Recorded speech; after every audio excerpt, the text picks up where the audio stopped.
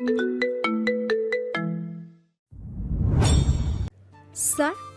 আপনি এখানে? আমার বর কই? বধূ বেশে সেজে ফুলে ফুলে সাজানো খাটের এক কোণে গুটিসুটি মেরে বসেছিল মেহনুর। চারপাশে গোলাপ, রজনীগন্ধা আর নানা রঙের ফুলের সুবাসে পুরো ঘরটা যেন স্বপ্নের মতোই লাগছিল। আজ তার জীবনের সবচেয়ে বিশেষ রাত, বাসর রাত। মাত্র কয়েক ঘন্টা আগে তার বিয়ে হয়েছে, ইসলামী শরিয়াহ মেনে আকদ সম্পূর্ণ হয়েছে। আত্মীয় স্বজনের দোয়া আর শুভকামনায় মুখর ছিল পুরো অনুষ্ঠান। কিন্তু মজার বিষয় হলো, এত কিছুর পরও তার বরের সাথে তার কথা তো দূর, এক পলক দেখাও হয়নি। ফুলের পাপড়ি নিয়ে খেলতে খেলতে মেহনুর মনে মনে নানা কল্পনা করতে লাগলো। আচ্ছা, উনি রুমে ঢুকিয়ে কি বলবেন? আসসালামু আলাইকুম বলে হাসবেন, নাকি সিনেমার নায়কদের মতো গম্ভীর মুখে দাঁড়িয়ে থাকবেন, নাকি ঢুকিয়ে বলবেন ভয় পেও না, আজ থেকে আমি তোমার দায়িত্ব? এসব ভেবেই লজ্জা পাচ্ছে মেহনুর। এদিকে সময় যেন আর কাটতেই চাইছে না, ঘড়ির কাঁটা এগিয়ে যাচ্ছে, কিন্তু বরের কোনো খবর নেই। মেহনুর বারবার দরজার দিকে তাকাচ্ছে, এতবার তাকিয়েছে যে নিজেই বিরক্ত হয়ে বিড়বিড় করে বলল, হে আল্লাহ, মানুষটার কি গুগল ম্যাপ হারিয়ে গেছে নাকি? নিজের বাসর ঘরের রাস্তা খুঁজে পাচ্ছে না কেন? ঠিক তখনই দরজার বাইরে কারো পায়ের শব্দ শোনা গেল। মেহনুরের বুক ধক করে উঠল। আলহামদুলিল্লাহ, অবশেষে আসছে।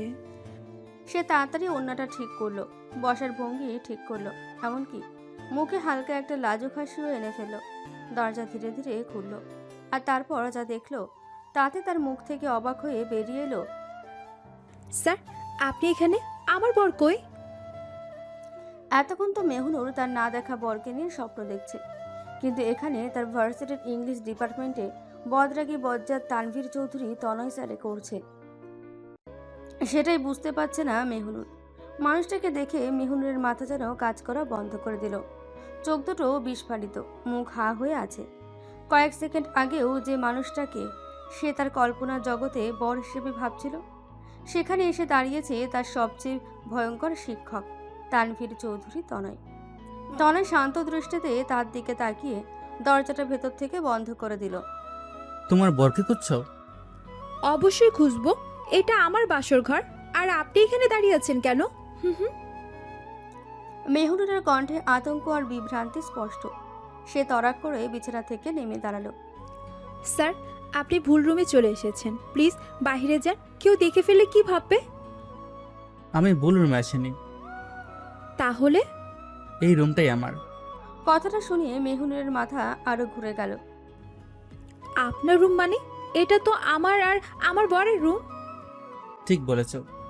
তাহলে আমার বর কোথায়? তনয় কিছুক্ষণ চুপ করে তার দিকে তাকিয়ে রইল, তারপর ধীরে ধীরে বলল, তোমার সামনে দাঁড়িয়ে আছে। মুহূর্তেই মেহনুরের হাত থেকে ওড়নার প্রান্তটা মাটিতে পড়ে গেল। নাউজুবিল্লাহ স্যার, এইসব কি বলছেন? এটাই ঠিক, আমি তোমার স্বামী মেহনুর। মনে হলো পুরো পৃথিবীটা একবার ঘুরে গেল। মেহনুর অবিশ্বাসের চোখে তাকিয়ে রইল। না, এটা অসম্ভব। আপনি আমার শিক্ষক, আর শিক্ষক হলো পি। মেহনুর কথা শেষ করার আগেই তনয় তাকে ধমক দিয়ে বলল, থাপ্পড় দিয়ে তোমার 32টা দাঁত ফেলে দেব। বেয়াদব মেয়ে, নিজের হাজব্যান্ডকে কিসের সাথে তুলনা করতে যাচ্ছিলে? তনয়ের ধমক শুনে মেহনুর চুপসে গেল। বাকিটার বলার সাহস হলো না তার। সে কয়েক পা পিছিয়ে গিয়ে বিছানার পাশে দাঁড়ালো, মাথার ভেতর যেন ঝড় বয়ে যাচ্ছে। না, এটা হতে পারে না, নিশ্চয়ই কেউ আমার সাথে মজা করছে। তোমার কি মনে হয় বিয়ে নিয়ে কেউ মজা করে? কিন্তু আমার বরের নাম তো তনয়, আর আপনার নাম তো তানভীর। আমার পুরো নাম কি? তানভীর চৌধুরী। তনয়। গুড, তুমি এতটাও খারাপ স্টুডেন্ট না। মেহনুর নাটকীয় ভঙ্গিতে বলল, कोई कह दो है झूठ है। নেহি এস আছে। মেহনুরের এখনো এসব বিশ্বাস হচ্ছে না, তাই নিজের হাতে আলতো চিমটি কাটলো। আউচ! কি করছো? দেখছি স্বপ্ন নাকি বাস্তব। ফলাফল কি? দুঃখের সাথে জানাচ্ছি, এটা স্বপ্ন না। কথাটা বলেই মুখটা কাচুমাচু করে ফেললো সে। তনয়ের ঠোঁটের কোণে ক্ষীণ হাসি ফুটে উঠল, তবে সেটা এতটাই ক্ষণস্থায়ী যে মেহনুর ঠিক বুঝতেই পারল না। স্যার, মানে? স্যার না, জি। এখন থেকে ভার্সিটির বাইরে আমি তোমার স্যার না। তাহলে কি ডাকবো? সেটা তুমি ভেবে বের করো। আমি কিছু ভাবতে পারছি না। আমার ব্রেন হ্যাং হয়ে গেছে, সব কিছু যেন ওলটপালট হয়ে গিয়েছে। তনয় এবার সরাসরি হেসে ফেলল। মেহনুর চোখ কপালে তুলে তাকালো। হি আল্লাহ, আপনি হাসতেও পারেন? আমি কি রোবট? ভার্সিটিতে তো তাই মনে হতো। আর এখন? এখন মনে হচ্ছে রোবটের সফটওয়্যার আপডেট হয়েছে। কথাটা বলে মেহনুর নিজের মুখ চেপে ধরল। আস্তাগফিরুল্লাহ, আমি কি আবার কিছু উল্টাপাল্টা করে ফেললাম? হ্যাঁ। এবারও কি 32টা দাঁত ফেলে দিবেন? না, আলহামদুলিল্লাহ। এবার শুধু হিসাব করে রাখলাম। কি হিসাব? সময় মতো এগুলো সব সুদে আসলে ফেরত দেব। তারপর তনয় নিজের গায়ে শেরওয়ানি খুলে পাশে রেখে সামনে থাকা ট্রলি থেকে মেহনুরের জন্য ড্রেস এনে ওর সামনে ধরে বলল। এখন ছোট মাথায় এত চাপ নেওয়ার দরকার নেই। আস্তে আস্তে ঠিক বুঝে যাবে কি থেকে কি হলো। মেহনুর তনয়ের হাত থেকে ড্রেসগুলো নিতে নিতে বাচ্চাদের মতন করেই বলল। সত্যি বলছি, এখনো আমার মাথায় কিচ্ছু ঢুকছে না। এখন শুধু একটা কথাই মাথায় ঢুকিয়ে নাও, আমি তোমার হাজব্যান্ড, তুমি আমার ওয়াইফ। আর কিছু ঢুকানোর দরকার নেই। মাথায় হাজার প্রশ্ন নিয়ে ওয়াশরুমে ঢুকে গেল মেহনুর। ওর যাওয়ার দিকে তাকিয়ে তনয় বলল। তোমাকে পাওয়া ছিল আমার জীবনের সবচেয়ে সুন্দর স্বপ্ন। আজ সেই স্বপ্ন সত্যি হয়েছে।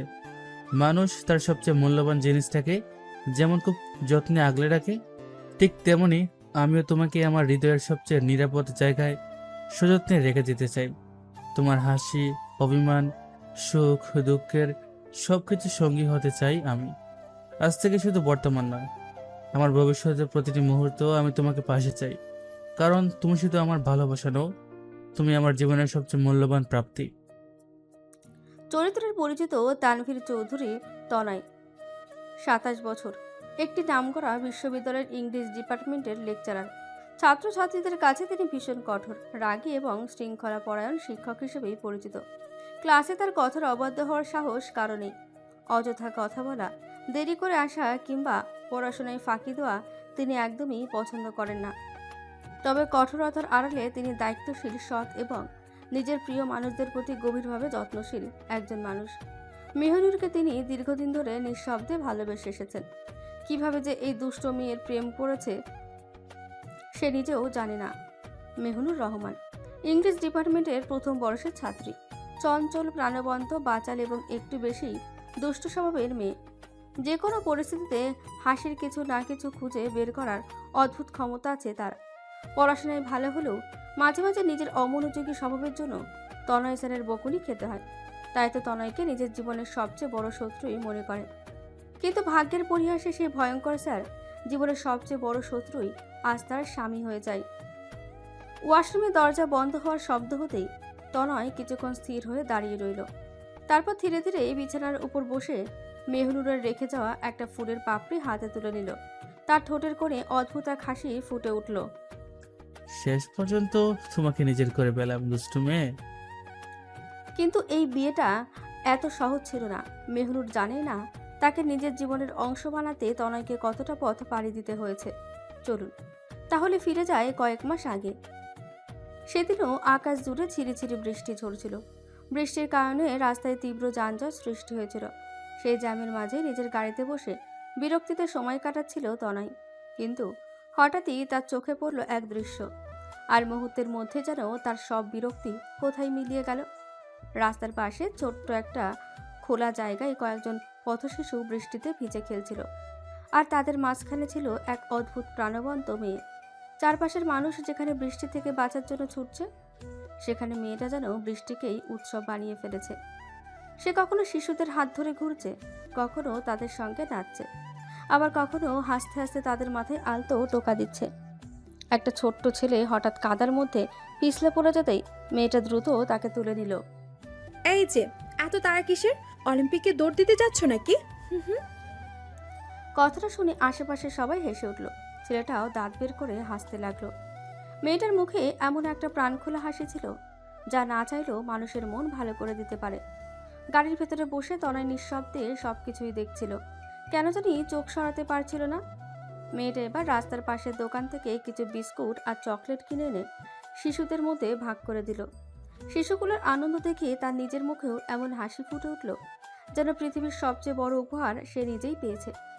তনয় অদ্ভুতভাবে তাকিয়ে রইল। পুরো দৃশ্যটা নিজের ফোনে ভিডিও করতে থাকলো।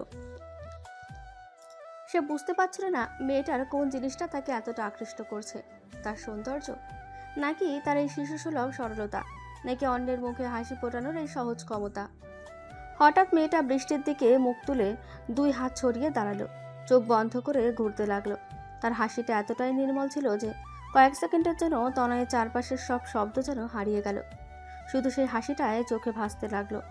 ঠিক তখনই পেছনের গাড়ি থেকে হর্নের তীব্র শব্দ ভেসে এলো।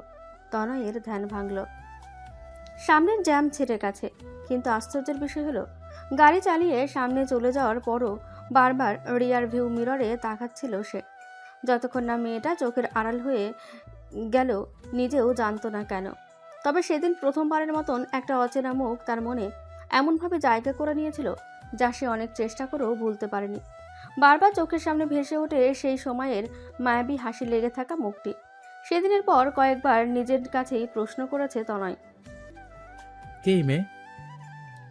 প্রশ্নটার উত্তর জানার ইচ্ছাটা দিন দিন বাড়তে লাগলো। নিজের হৃদয়ের কাছে হার মেনে মেয়েটির পরিচয় বের করার। অবশেষে অনেক খোঁজাখুঁজির পর জানতে পারল মেয়েটির নাম মেহনুর রহমান, সিটি ব্যাংকের ম্যানেজার আফজাল রহমানের একমাত্র মেয়ে। সদ্য বিশ্ববিদ্যালয়ে ইংলিশ ডিপার্টমেন্টে ভর্তি হয়েছে। মেহনুরের পরিচয় জানার পর থেকেই তনয়ের মাথায় একটাই চিন্তা ঘুরপাক খেতে লাগলো, কিভাবে মেয়েটার কাছাকাছি যাওয়া যায়। কিন্তু সমস্যা হলো সে তখন তার বাবার ব্যবসার সঙ্গে জড়িত ছিল। বিশ্ববিদ্যালয়ে লেকচারার হওয়ার কোনো পরিকল্পনাই ছিল না। এক সন্ধ্যায় ডাইনিং টেবিলে বসে চা খাচ্ছিল তনয় ও তার বাবা তৌফিক চৌধুরী। আব্বু, একটা কথা বলবো? বলো। আমি ভাবছি ব্যবসাটা ছেড়ে দেব। কথাটা শুনে তৌফিক চৌধুরী প্রায় চায়ের কাপ ফেলে দেওয়ার অবস্থা।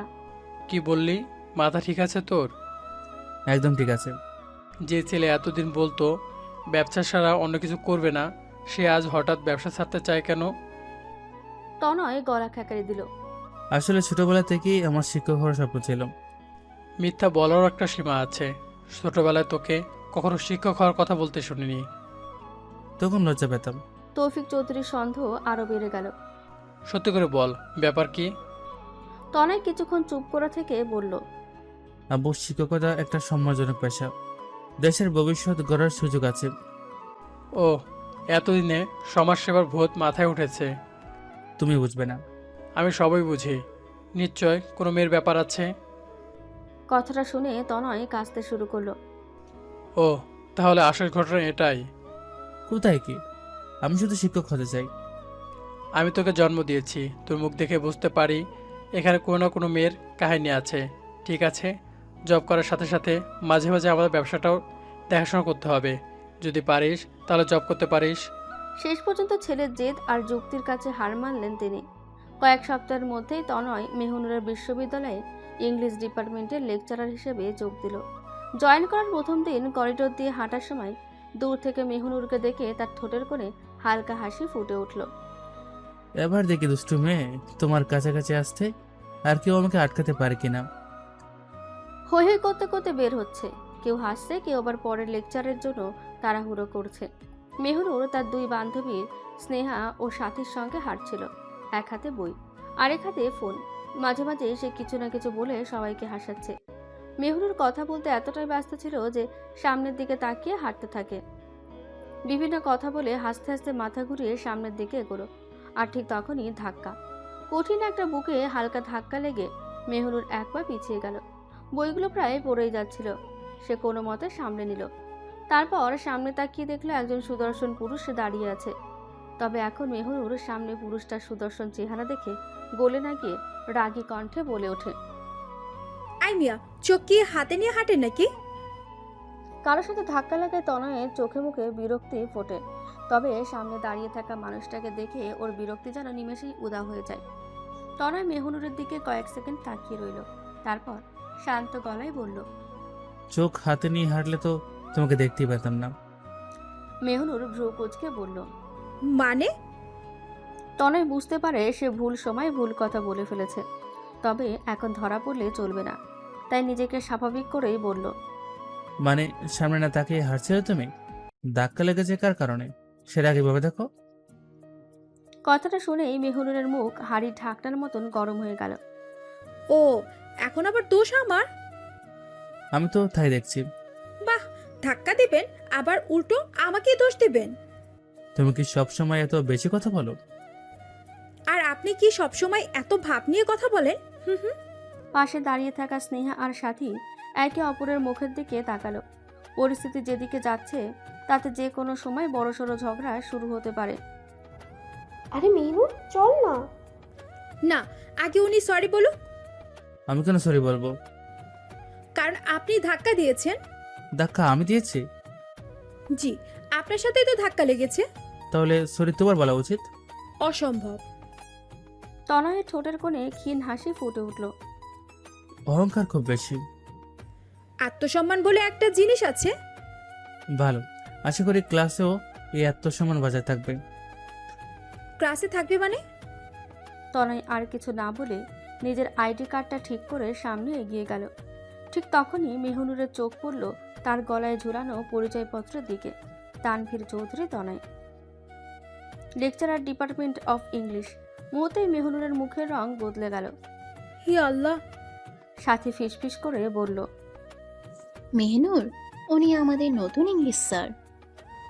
আর তুই 5 মিনিট ধরে স্যারের সাথে ঝগড়া করলি? মেহনুরের হাত থেকে প্রায় ফোন পড়ে যাওয়ার অবস্থা। কি?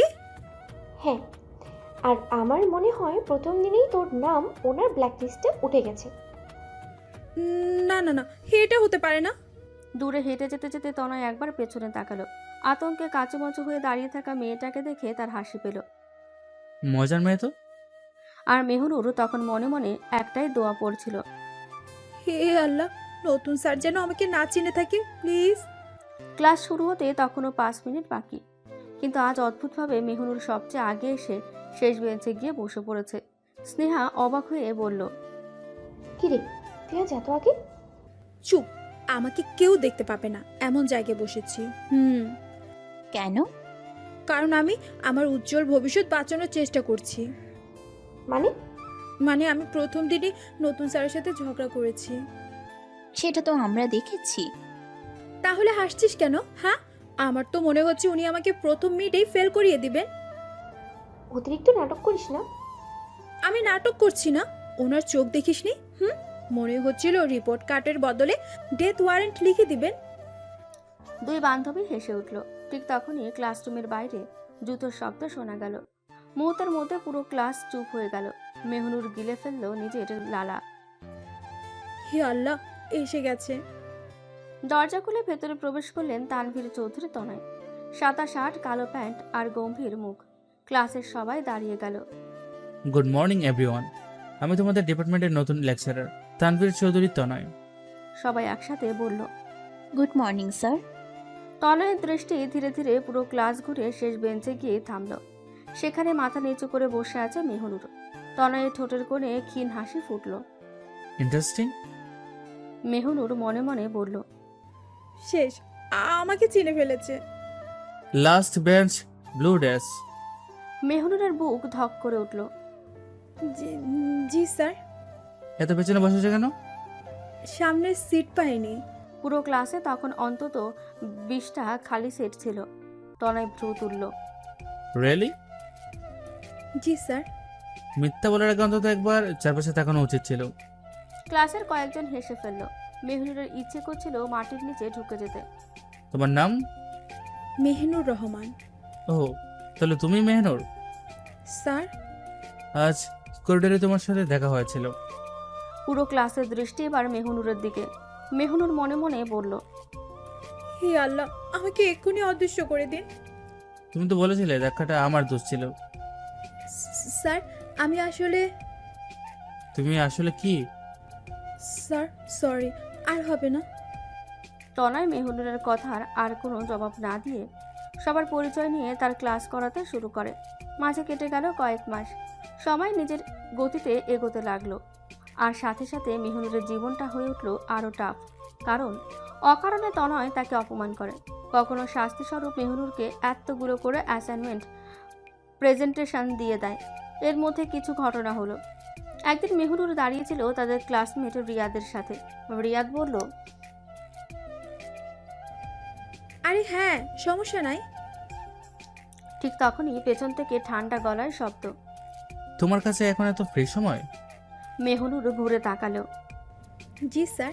তাহলে কালকে তুমি পুরো চ্যাপ্টারের কেস স্টাডি প্রেজেন্ট করবে। স্যার, আমরা তো শুধু...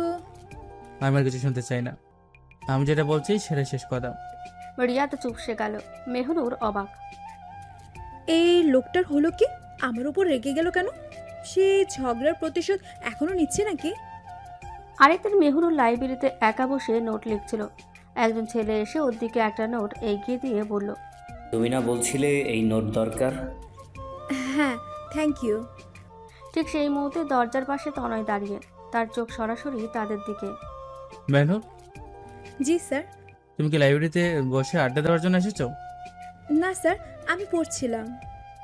কি পড়াশোনা করেছিল সেটা তো দেখতে পাচ্ছি। সত্যি বলছি স্যার, আমি নোটস লিখছিলাম। ভালো, তাহলে আগামীকাল তোমাকে পুরো ইউনিট ক্লাসে একা বোঝাতে হবে। একাই? হ্যাঁ, যাতে আড্ডা দেওয়ার সময় না থাকে। ছেলেটা মাথা নিচু করে চলে গেল। মেহনুর বিরক্ত মুখে তাকিয়ে রইল। মনে মনে তনয়কে 100টা গালি দিতে থাকলো। এমনি বিভিন্ন ঘটনার জন্য মেহনুর তনয়কে মনে মনে অপছন্দ করতে শুরু করে। তনয় বিছানার পাশে বসে অতীতের সব ঘটনা মনে করছিল। ঘরের ভেতরটা এখন অদ্ভুতভাবে শান্ত। ফুলের পাপড়িগুলো বাতাসে একটু নড়ছে। আর সেই নীরবতার মাঝখানে কেবল ওয়াশরুমের দরজা বন্ধ থাকার শব্দটা যেন বারবার মনে করিয়ে দিচ্ছে মেহনুর এখনো ভেতরে। তনয় একটু ভ্রু কুঁচকে তাকালো দরজার দিকে। মেহনুর, কোনো সাড়া নেই। তনয় আবার একটু নরম গলায় ডাকলো, মেহনুর ঠিক আছে তো? জি, আছি। ভেতর থেকে ছোট্ট গলায় ভেসে এলো। কণ্ঠটা এতটাই চাপা আর গুলিয়েছিল যে তনয়ের ঠোঁটের কোণে অজান্তেই হাসি চলে এলো। এত সময় লাগছে কেন? আমার মাথা এখনো ঠিক হয়নি। ওয়াশরুমে ঢুকে মাথা ঠিক হয় না মেহনুর? বের হয়ে আসো। আমি পারবো না। তনয় একটু থেমে গেল, তারপর দরজার কাছে গিয়ে দাঁড়ালো। কেন পারবে না? কারণ বাহিরে আপনি আছেন। এই কথায় তনয়ের হাসি এবার স্পষ্ট হয়ে গেল। আমি কি বাঘ নাকি? মেহনুর ভেতর থেকে সঙ্গে সঙ্গেই বলল, ক্লাসে তো তাই মনে হতো। ভালো, তাহলে আজকে বিয়ের পর প্রথম ক্লাস, ওয়াশরুম ক্লাস। উফ, আপনি আমাকে টিস করছেন? তনয় এবার দরজায় হালকা করে নক করলো। ঠক ঠক। মেহনুর বের হোক, আমি চোখ বন্ধ করে আছি। সত্যি? মিথ্যা বলার অভ্যাস কি আমার আছে? ভেতর থেকে একটু চুপচাপ, তারপর ধীরে ধীরে দরজাটা একটু খোলা হলো। আর ঠিক সেই মুহূর্তে মেহনুর এক চোখ বন্ধ করে আরেক চোখ দিয়ে উকি দিল। আপনি সত্যি চোখ বন্ধ? তনয় চোখ বন্ধ রেখেই বলল, হ্যাঁ। ভাওতা দিচ্ছেন না তো? না। মেহনুর ধীরে ধীরে দরজা খুলে বের হয়ে গেল, কিন্তু এত সাবধানে যেন মনে হচ্ছিল সে কোনো সিংহের খাঁচা পার হচ্ছে। বের হয়ে সে একদম দরজার পাশে দাঁড়িয়ে রইল। আমি বের হয়েছি, এখন কি আমাকে বকবেন? হুম হুম। তনয় চোখ খুলল, তারপর শান্তভাবে বলল, না, বকবো না। টেবিলের উপর তোমার বইগুলো রাখা আছে, চুপচাপ পড়তে বসো, আমি ফ্রেশ হয়ে আসি। পড়ার কথা শুনে মেহনুর তেলে বেগুনে জ্বলে ওঠে। ও তনয়ের দিকে তাকিয়ে বলে, আমি যদি কোনোভাবে টের পেতাম আপনার সাথে আমার বিয়ে হচ্ছে, জীবনে আমি এই বিয়েতে রাজি হতাম না। দরকার পড়লে কি? দরকার পড়লে কচু গাছে ফাঁসি দিতাম। তনয় দুষ্টু হেসে উত্তর দেয়, ফাঁসি যখন দিতে বড় কোনো গাছে দিতে, শুধু শুধু কচু গাছে ফাঁসি দিয়ে কচুর অসম্মান করে কি লাভ বলো? আপনাকে আমি খুন করব বলে দিলাম। তনয় ওয়াশরুমের দিকে যেতে যেতেই বলল, আচ্ছা ঠিক আছে, করো। সারাদিন অনেক দখল গিয়েছে, এখন বিশ্রাম নাও।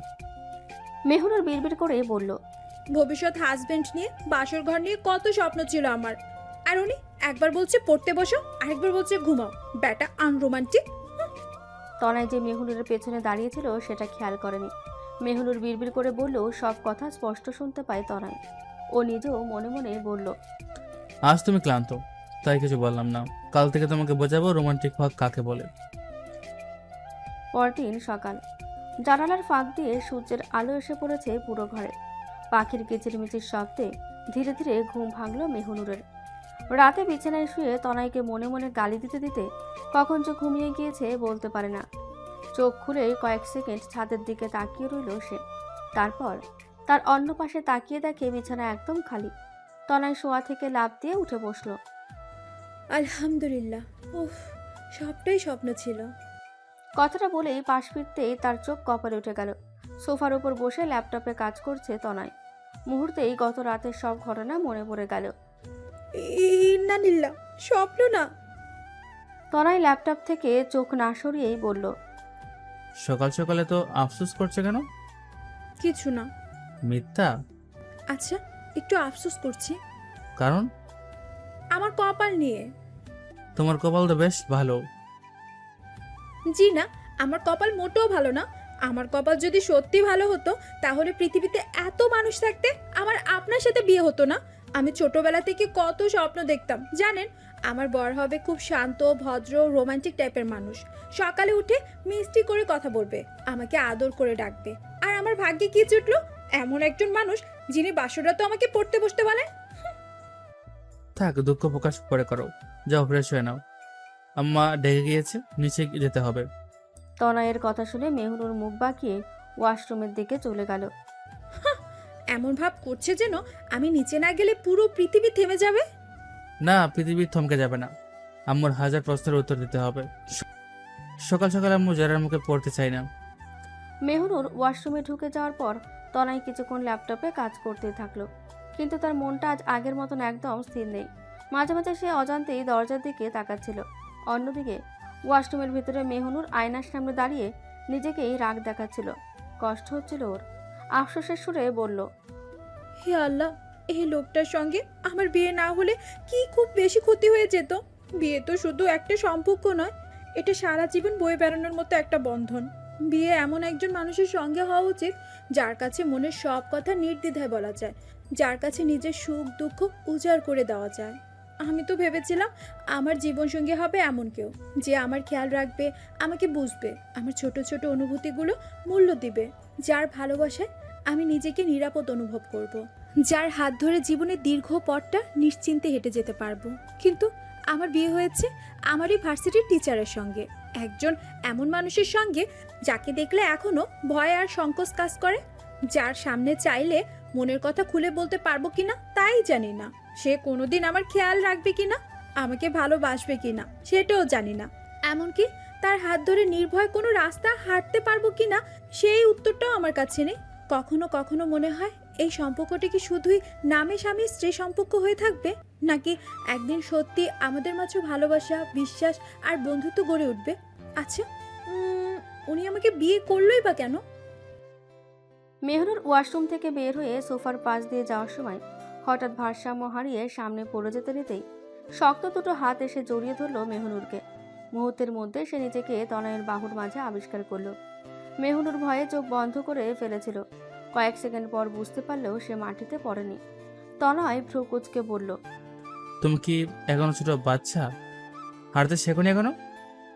মেহনুর ধীরে ধীরে চোখ খুলে তাকালো। আমি কি ইচ্ছে করে যাচ্ছিলাম নাকি? সারাদিন তিরিং বিরিং করে লাফালে যখন তখন পড়ে যাবে, এটা স্বাভাবিক না? তনয়ের কথায় মেহনুর রেগে বলল, আমাকে ছাড়ুন। ছেড়ে দিলে আবার পড়ে যাবে। আমি পড়বো না, ছাড়ুন বলছি। তোমার কথার ওপর ভরসা নেই। এখন ছেড়ে দিলে পরে দেখা যাবে পরে গিয়ে কোমর ভেঙে ফেলেছো, তখন তোমাকে তুলে নিয়ে ঘুরতে হবে আমাকে। তনয়ের কথায় মেহনুরের মুখ লজ্জায় লাল হয়ে গেল। সেই সাথে ও ফিল করলো তনয়ের হাত তার কোমরে চেপে রয়েছে। মেহনুর অপ্রস্তুত গলায় বলল, স্যার ছাড়ুন আমাকে, আমার কেমন যেন লাগছে। তনয় মেহনুরকে টেনে নিজের শরীরের সাথে চেপে ধরে কানের কাছে মুখ নিয়ে ফিসফিস করে বলল, কেমন লাগছে? মেহনুরকে তনয় এত কাছে টেনে নেওয়া মেহনুরের পুরো শরীর শিরশির করে উঠল। ওর মনে হলো ও চেষ্টা করে মুখ দিয়ে কোনো শব্দ বের করতে পারছে না, তাও অনেক চেষ্টা করে কাঁপা কণ্ঠে বলল, আমার কেমন যেন অস্থির অস্থির লাগছে, প্লিজ ছেড়ে দিন আমাকে। একটি ছোঁয়া এই অবস্থা, সামনে তো আরো গভীরভাবে ছোবো তোমাকে, তখন কি করবে তুমি? মেহনুর লজ্জায় লাল হয়ে যাচ্ছে। ও কিছু বলতে যাবে ঠিক তখনই দরজার বাইরে থেকে তনয়ের মায়ের ডাক ভেসে এলো। তনয়, মেহনুর, তোমরা নিচে আসছো নাকি? আসছি আম্মু। তারপর তনয় মেহনুরের দিকে তাকিয়ে বলল। চলো নিচে যাই। তনয়ের কথা শুনে মেহনুর কোনো উত্তর দিল না। মাথা নিচু করে দ্রুত দরজার দিকে হাঁটতে লাগলো। আর তনয় তার পেছনে পেছনে স্বাভাবিক ভঙ্গিতে বেরিয়ে এলো। সিঁড়ি বেয়ে নিচে নামতে ডাইনিং টেবিলের সামনে দাঁড়িয়ে থাকা তানিয়া চৌধুরী দুজনের দিকে তাকিয়ে মুচকি হাসলেন। আসতে এত সময় লাগলো কেন তোমাদের? আমি তো বেশ অনেকক্ষণ ধরেই অপেক্ষা করছি। নাস্তা ঠান্ডা হয়ে যাচ্ছে আর তোমরা এখন নামলে। আসলে আন্টি, না মানে আম্মু, আমি একটু দেরি করে ঘুম থেকে উঠেছিলাম, তারপর ফ্রেশ হতে গিয়ে সময় লেগে গেল। মেহনুরের মুখে আম্মু ডাক শুনে তানিয়া চৌধুরী স্নিগ্ধ হেসে সামনে রাখা চেয়ারটায় বসতে বললেন। আরে মা, এতে এত অপ্রস্তুত হওয়ার কি আছে? নতুন পরিবেশ, নতুন মানুষ, নতুন ঘর, সব কিছুর সঙ্গে মানিয়ে নিতে একটু সময় তো লাগবেই। আমি তো প্রথম দিনেই ভেবেছিলাম তুমি হয়তো আরও বেশি অস্বস্তি বোধ করবে, কিন্তু তোমাকে দেখে মনে হচ্ছে তুমি বেশ সাহসী মেয়ে। সাহসী তো না আম্মু, আসলে সব কিছু এখনও আমার কাছে একটু অদ্ভুত লাগছে। কাল পর্যন্ত আমি নিজের বাড়িতে ছিলাম, নিজের রুমে ছিলাম, নিজের নিয়মে চলতাম, আর আজ হঠাৎ করে সব কিছু বদলে গেছে। মাঝে মাঝে মনে হয় আমি যেন কোনো সিনেমার মধ্যে চলে এসেছি। এটাই তো জীবনের সৌন্দর্য মা। কিছু পরিবর্তন প্রথমে অচেনা লাগে, কিন্তু ধীরে ধীরে সেই অচেনা জিনিসগুলি সবচেয়ে আপন হয়ে যায়। আম্মু এত সকালে এত দার্শনিক কথা না বললেও চলবে, আগে নাস্তা করতে দাও। এই, সারাদিন খ্যাক খ্যাক করবি না তো। তুই কোন রাজ্যের রাজা যে সারাদিন ভাব নিয়ে থাকিস? মেহনুর বাচ্চাদের মতন ঠোঁট ফুলিয়ে বলল। আম্মু, আপনি একদম ঠিক বলেছেন। তবে ছোটবেলায় এমন ছিল না, খুব দুষ্টু প্রকৃতির ছিল। কি বললেন আম্মু? তানভীর স্যার আবার দুষ্টও ছিল? মানে বুঝলাম না। আরে সত্যি বলছি, একবার কি হয়েছে জানো? ছোটবেলায় একবার রান্নাঘর থেকে পুরো একটা কেক অর্ধেক খেয়ে ফেলেছিল। তারপর এমন ভাব করছিল যেন কিছুই জানে না। কি বলছেন? স্যার এমন কাজও করতেন? আম্মু, পুরনো ইতিহাস প্রকাশ করার কোনো দরকার আছে? কেন থাকবে না? আমার বৌমার তো জানা উচিত তার স্বামী ছোটবেলায় কত বড় দুষ্টু ছিল। মেহনুর আগ্রহ নিয়ে বলল। আম্মু, আমি কিন্তু সব গল্প শুনতে চাই, একটাও বাদ দেওয়া যাবে না। আমি বুঝতে পারছি আমার বিরুদ্ধে বড়সড় ষড়যন্ত্র শুরু হয়ে গেছে। আম্মু, আরেকটু বলুন না। স্যারকে তো ভার্সিটিতে সব সময় এত সিরিয়াস দেখেছি যে ওনাকে ছোটবেলায় দুষ্টামি কল্পনাই করতে পারছি না। সিরিয়াস? এই ছেলেটা ছোটবেলায় একদিন স্কুলে না যাওয়ার জন্য এমন অভিনয় করেছিল যে মনে হচ্ছিল ওর বুঝি খুব জ্বর। পরে দেখি জ্বর না, ক্রিকেট ম্যাচ দেখার পরিকল্পনা। স্যার, আপনি তো দেখি ভয়ঙ্কর অভিনেতা ছিলেন। খুব হাসি পাচ্ছে তাই না? অবশ্যই পাচ্ছে, কারণ প্রথমবার আপনার একটা মানবিক দিক দেখতে পেলাম। তার মানে এতদিন তুমি আমাকে মানুষ মনে করতে না? না, মাঝে মাঝে মনে হতো আপনি রোবট, আপনার ভিতর অনুভূতি বলে কিচ্ছু নেই। হায় আল্লাহ, মেয়েটা তো একদম মনের কথা বলে ফেললো। তানিয়া চৌধুরী আর মেহনুরের কথোপকথন শুনে ডাইনিং টেবিলে হাসির রোল পড়ে গেল। তনয় মুখে গম্ভীর ভাব ধরে রাখার চেষ্টা করলেও ভেতরে ভেতরে সেও মজা পাচ্ছিল। ঠিক তখনই তানিয়া চৌধুরী মেহনুরের প্লেটে আরেকটা পরোটা তুলে দিয়ে নরম গলায় বললেন। শোনো মা, এই বাড়িটাকে কখনো পরের বাড়ি ভাববে না। তোমার কোনো কিছু দরকার হলে, কোনো সমস্যা হলে, কোনো মন খারাপ থাকলে সবার আগে আমাকে বলবে। আমি চাই তুমি এখানে নিজের বাড়ির মতোই স্বস্তিতে থাকো। ধন্যবাদ আম্মু, সত্যি বলতে কি আপনার কথা শুনে আমার অনেকটা ভয় কেটে গেছে। ভয় পেয়ে থাকার কোনো কারণ নেই, তুমি এখন এই পরিবারেরই একজন। কথাগুলো শুনে মেহনুরের মুখে অজান্তেই এক টুকরো হাসি ফুটে উঠল। নতুন জীবনের অনিশ্চয়তার মাঝেও সে প্রথমবারের মতন একটু স্বস্তি অনুভব করলো। আর তনয় নীরবে বসে সেই হাসিটা লক্ষ্য করলো, তবে কিছু বলল না।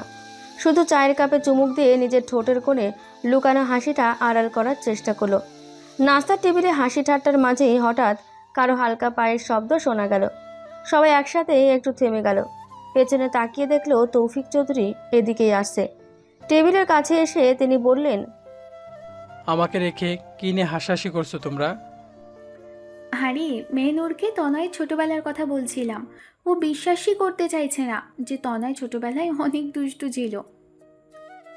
তৌফিক চৌধুরীর কোলেস্টেরল সমস্যা আছে, যার কারণে তার মাংস খাওয়া নিষেধ আছে। তিনি তানিয়া চৌধুরীকে কথার ধ্যান রেখে লুকিয়ে একটা মাংস নিজের প্লেটে নিতে নিতে মেহনুরকে বলল, হ্যাঁ, মেহনুর মা, তনয় এক দুষ্ট ছিল। ও এত দুষ্টুমি করতো যে ওর পিছু পিছু একজনকে সবসময় ঘুরতে হতো, কখন কি করে ফেলে এই ভয়ে, তাই না তানিয়া? তৌফিক চৌধুরী কথার তানিয়া চৌধুরী হেসে উত্তর দেয়, হ্যাঁ, আগে ছেলের উপর নজর রাখতে হতো যাতে কিছু নষ্ট না করে ফেলে, আর এখন ছেলের বাবার উপর নজর রাখতে হয় যাতে সে উল্টোপাল্টা কিছু খেয়ে না ফেলে। তৌফিক চৌধুরী ধরা পড়ে যাওয়ায় অসহায় হওয়ার ভান করে তানিয়া চৌধুরীর দিকে তাকিয়ে থাকে। তনয় নিজের বাবার কাণ্ডে হেসে ফেলে। তানিয়া চৌধুরী তৌফিক চৌধুরীর প্লেট থেকে মাংসের টুকরোটা তুলে নিতে নিতে বলল, তোমার কোলেস্ট্রল আছে তুমি জানো না, তারপরও মাংসটা নিয়েছো কেন? তোমার জন্য তেল মশলা কম দিয়ে সবজি রান্না করেছি, ওটা খাও। ওই সব ঘাস পাতা আমার খেতে ভালো লাগে না, একটু মাংস খেলে কি হয়? তৌফিক চৌধুরীর মুখটা এমন হয়ে গেল যেন পৃথিবীর সবচেয়ে বড় অন্যায়টা তার সাথেই হয়েছে। তিনি অসহায়ের মতো নিজের খালি প্লেটের দিকে তাকিয়ে দীর্ঘশ্বাস ফেললেন। দেখলে মেহনুর মা, এই বাড়িতে আমার কোনো স্বাধীনতা নেই, একটা ছোট্ট মাংসের টুকরো শান্তিতে খেতে দেয় না। আম্মু তো আপনার ভালোর জন্যই বলেছে। তুমি এদের দলে চলে গেলে আমি ভেবেছিলাম অন্তত তুমি আমাকে সমর্থন করবে। আমি সত্যির পক্ষে থাকি আব্বু। আব্বু ডাকটা শুনে তৌফিক চৌধুরীর মুখ উজ্জ্বল হয়ে উঠল। আহা, এই তোমার বৌমা একদিনেই আব্বু বলে ফেললে। বিষয় পাল্টে লাভ নেই, সবজি খাও। তানিয়া, তুমি জানো না একজন মানুষের সুখ শান্তির জন্য মাঝে মাঝে মাংস প্রয়োজন। আর হাসপাতালে ভর্তি হওয়ার জন্যও প্রয়োজন। আম্মু আব্বুর সাথে তর্ক করে লাভ নেই। উনি আজীবন নিজেকে নির্দোষ প্রমাণ করার চেষ্টা করবেন। দেখেছো মেহনুর, নিজের ছেলে পর্যন্ত আমার বিরুদ্ধে। আসলে আব্বু, সবাই আপনার স্বাস্থ্য নিয়ে চিন্তা করছে। শুধু চিন্তাই করে, আমার অনুভূতির কথা কেউ ভাবে না। তার নাটকীয় কথায় পুরো টেবিল আবার হেসে উঠল। কিছুক্ষণ পর তৌফিক চৌধুরী হঠাৎ মেহনুরের দিকে তাকিয়ে বললেন, শোনো মা, নতুন জায়গায় এসে শুরুতে একটু অস্বস্তি হবেই, কিন্তু কোনো কিছু নিয়ে মন খারাপ করবে না। আমার আম্মু আছে, আমি রাজি। কোনো সমস্যা হলে সরাসরি আমাদের বলবে। জি আব্বু। আর একটা কথা, তনয় যদি তোমাদের বকাঝকা করে তাহলে এই বুড়ো বাপটার কাছে বলবে আমি ওর কান মলে দেব। তৌফিক চৌধুরী ও তানিয়া চৌধুরীর কথা শুনে মেহনুরের বুকের ভেতরটা হালকা হয়ে গেল। সকাল থেকে যে অস্বস্তিটা ছিল সেটা যেন ধীরে ধীরে কমে আসে। ঠিক তখনই তানিয়া চৌধুরী ঘড়ির দিকে তাকিয়ে বললেন, আচ্ছা, গল্প অনেক হয়েছে। তনয়, তোমার আজকে ভার্সিটিতে যেতে হবে? হ্যাঁ, দুপুরের আগে একটা গুরুত্বপূর্ণ মিটিং আছে। আচ্ছা, তাহলে যা। তবে কাল কিন্তু ছুটি নিবি। কেন? কাল বৌমাকে নিয়ে ওর বাপের বাড়ি যাবি। কালকে থেকে পরশু ওকে নিয়ে চলে আসবি। আমাকে থাকতে হবে? হ্যাঁ, তোকেও থাকতে হবে। তনয় একবার ভেবেছিল না করে দেবে, কিন্তু মেহনুরের দিকে তাকিয়ে তা করতে পারল না। ঠিক আছে। তনয় রাজি হওয়ার সাথে সাথেই মেহনুরের ঠোঁট মিষ্টি একটা হাসি ফুটে উঠল। তা দেখে তনয় নিজেও খুশি হলো। সারাদিন নানা কাজের ব্যস্ততার পর অবশেষে রাত নেমেছে। মেহনুর নিজের রুমের বারান্দায় দাঁড়িয়েছিল। হালকা বাতাসে ওর চুলগুলো বারবার উড়ে এসে মুখে পড়ছিল। আকাশে আধখানা চাঁদ ঝুলে আছে।